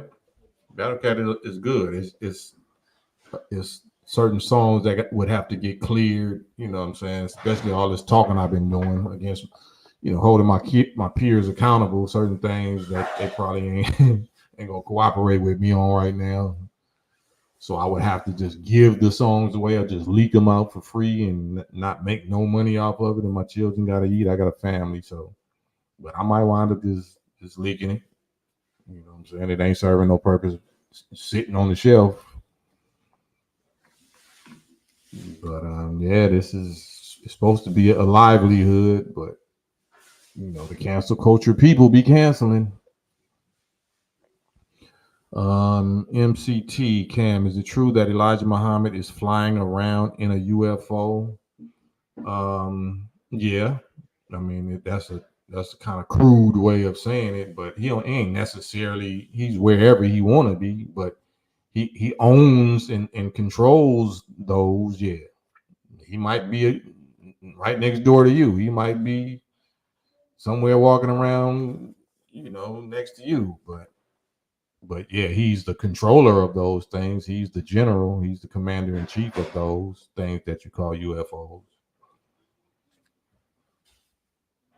Eric Swan, how is Islam supposed to spread if the only real Muslims have to speak Arabic? Yeah, man, that's an excellent question, Eric Swan. Excellent question. See, it's those kind of questions that they don't want. You know what I'm saying? You're not a real one if you ask those kind of questions. How dare you question the Arabic? The Arabic, the Quran was revealed in Arabic. Okay, well, what was the religion of Abraham and Moses before the Quran and was revealed in Arabic? Why not go to the source? Why not go to Abraham?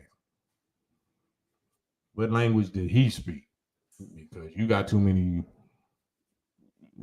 rules and regular and contradictions and whatever with this Arabic stuff.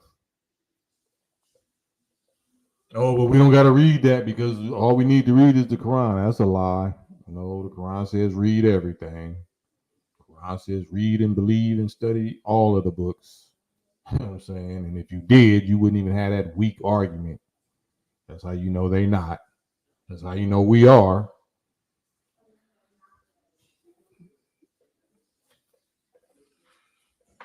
Ain't that something though? I know it upsets people. It upsets their bag or their tradition or whoever they sold they backside to.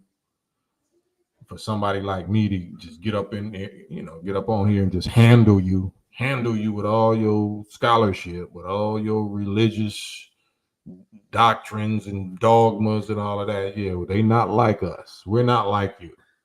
We're not like you. Y'all not the real Muslim. We're not like you. You know what I'm saying? At least we agree on that. We're not alike. MCT, what about Fard Muhammad? Yes. Yeah.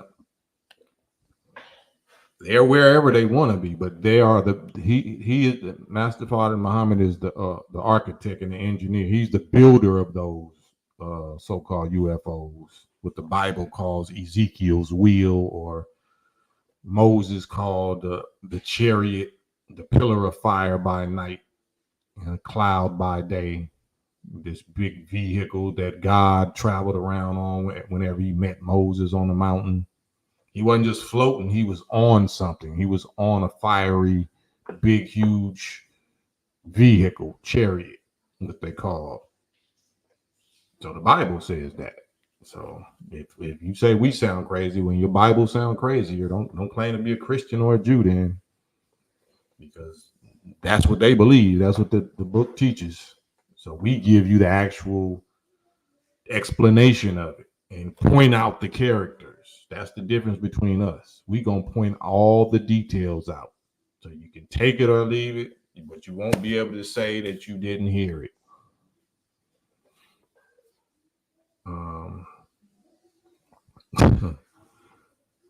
Jamila, they want us to follow a book that talks about wearing dirty beards and dyeing them red, right? And wearing sandals and chewing on sticks or whatever. Lee's Ways, I bought all your music, trying to get a. Yeah, I'm gonna definitely post it. I got a couple of songs up on my website, West Coast Cam. So I don't know if you had downloaded one or two. Be the man. Yes, I believe Master Father Muhammad is supposed to live for 500 years. Yeah, I heard something like that, but I don't know. You know, those is just sayings. I never heard the Honorable Elijah Muhammad speak on it, so I'm not sure. So, but either way, you know, I know he said that he wouldn't let his body die. He wouldn't physically let his body die until his mind was law among the people, among his people. So, however many centuries that might take to make sure that his people shares his same mind, aim, will, purpose, knowledge, wisdom, understanding. So, however long that take, that's how long he'll be in the flesh before he, you know, lets his body go back to the earth. Um, Love what you're doing on this channel, man. Salute these ways, man. I appreciate y'all appreciating it. I just don't be trying to bore y'all, and I ain't definitely trying to preach. I'm not trying to preach to you. I'm just trying to share the divine, you know, the God identity of y'all. That y'all are God. Like people don't understand like why I respect and love y'all. I love my people because I know they are the people of God. And in fact, God is in them and they are God. They are the baby gods, the extensions, the reproductions of that original one, that originator one. All the ingredients, all the material, all the data of that originator God is in us. We just have to tap it. We have to access it. It's dormant. It's in our DNA. That's called the Holy Mother Book or the Akashic Records. You know, some people say the jade tablets or the whatever, something, all that symbolic language for the DNA code and the DNA, all the data, 78 trillion years worth of God data in your DNA right now. Any powers of creation, any abilities that exist, have exist, do exist, and will exist is dormant, is written in your DNA right now. Why not spend some part of your lifetime trying to tap it, trying to access it, trying to learn and develop abilities that our parents never was able to do through slavery or through eating poison food or being drunk and being drugged out and all that? Why not, once you hear this, why not go after it? When we were sperm, we went after it. It was 500 million other ones that didn't feel like the need to swim as hard as we swam. That we got that. We the winners. We the ones. If we got here out of all the other sperm, that means when we hear this type of information, we supposed to go for it. We supposed to go for it. What you got to lose? Well, I want to twerk. I want to shake my butt cheeks. I want to clap my, you know. I love my swan. I mean, I just got to drink. I love my weed. All right, well, you just finna be them sperm that died off. I ain't finna do that. I ain't giving these enemies the pleasure, the satisfaction. I'm not doing that. That's just me. You can do whatever you choose. Be the man. Appreciate how you never bow down to them alphabet peoples. They don't know the powers that be, right? Yeah. Yeah. Eric Swan, forgive me for not knowing, but why is Middle East Islam so violent? Because that's the nature of that race. You know, the Middle Eastern people that are so violent are Aryans. They're Aryan Arabs.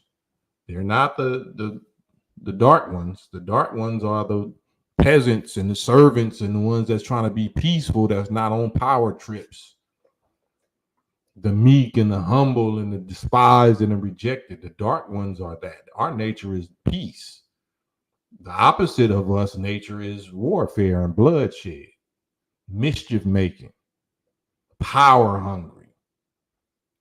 That's why that it's not Islam that's violent. It's the people that hijacked Islam that's violent. It's the people that hijacked. It's not Islam. Islam means peace and submission and obedience and righteousness and do unto others the way you want done unto you and want and work for your brother and sister what you want for yourself. That's Islam. Islam means submission. Islam don't mean violence. It's the people, the same people that brought us over here in the name of Jesus. Jesus, remember, Jesus loves everybody. Well, shit, your representatives didn't show that. Your KKK representatives, goddamn, didn't show the love of Jesus, the agape love of Jesus. Jamila Peace, giving good guidance. That's what we need, man. All praise due to Allah.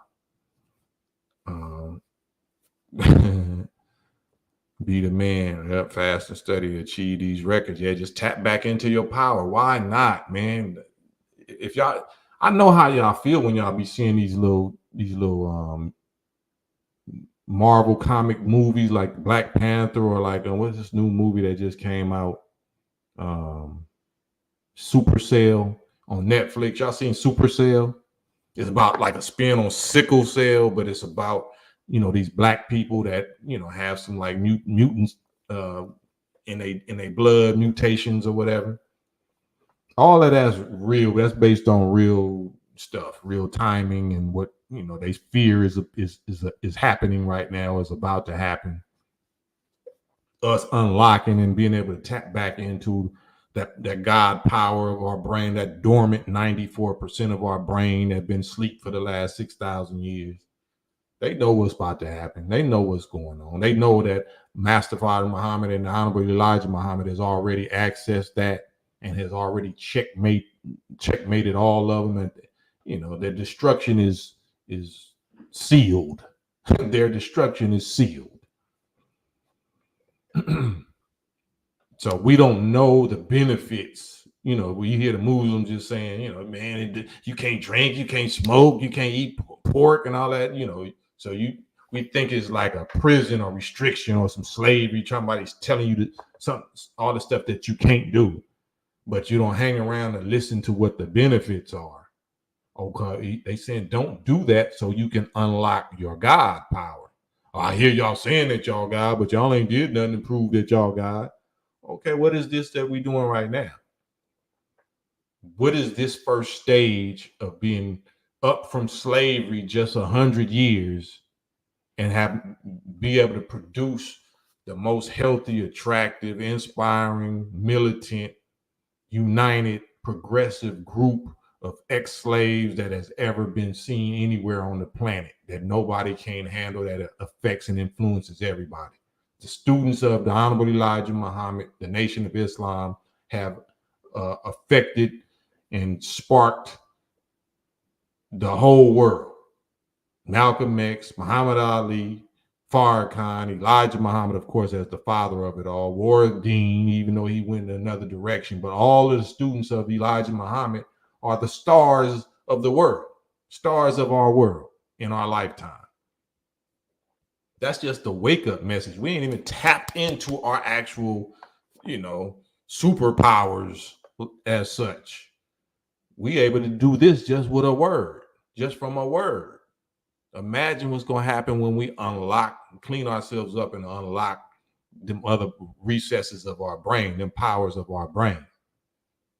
The power to will things into existence. Willpower, the real willpower, not the willpower like I don't want to eat this cupcake or drink this alcohol or smoke this cigarette. That's not the willpower.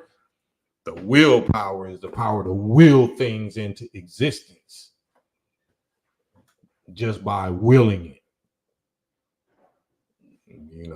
The same power that you got if you see a fine female in your mind, that you ain't got to touch her at all. Your mind gonna send blood and hormones and shit down to that, below that belt buckle.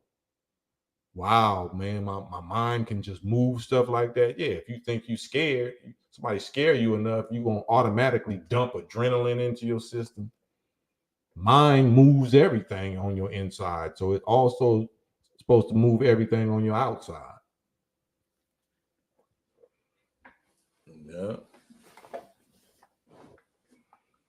Yeah, virtuoso. Those who eat pork love saying, yeah, but my grandparents lived to be such and such until they eat such and such. Yeah, but they was zombies. What good is living to be 70, 80, 90 and you just powerless? You on dialysis and your ankles are swollen, your pain in all your joints. You don't even remember your children's names. Like, that's not living. you're supposed to be able to enjoy the satisfaction of being a god, a master, the highest pleasures, health, love, reproduction, beauty, creation, adventure, scientific study, you know what I'm saying? Experimentation, creation, new creation. That's what life is about. We ain't supposed to just be bragging because we can get around on the walker and that ain't what it's about. TLR, what's up? What's up? I see you. Yeah, it's 3 hours, man. It's 3 hours. Like I said, I love y'all, man. I hope y'all know that I'm this hard or this harsh or this rough because of love for my people. Ain't nobody else fighting for us this hard. Everybody else either selling us out or we selling our own backside out to go vote for somebody. You know what I'm saying? Thinking our success, thinking our safety and salvation is in these people. So hopefully I represent a clean, attractive alternative that you don't have to vote for this foolishness. There's a whole new nation of your own. There's a whole new government of your own, a whole new beautiful brothers and sisters and community and army of your own that you won't miss none of these demons. You won't miss none of these demons. But we just know it'll be way better with us. The more of us, you know what I'm saying, that come home to our own, the better. I don't want to see none of us get lost and go over there, get destroyed or wiped out believing in these people. But I'm just, like I said, it's just love, man. Hopefully y'all accept my love or my version or my way of love of y'all. You know what I'm saying? Because it's wartime, so I know I'll be coming off foul. You know what I'm saying? And I don't want to misrepresent this or turn y'all off. You know what I'm saying? Like, man, he too extreme, he too militant, or he too, where's the love? Like, where's the love? God is love. Like, all right, man. But yeah, that's it, man. But I do, man. I love y'all, and I'm trying to prove it every day. And God willing, man, till tomorrow. Campaign trail. My pain is your pain. All right. Peace and blessings.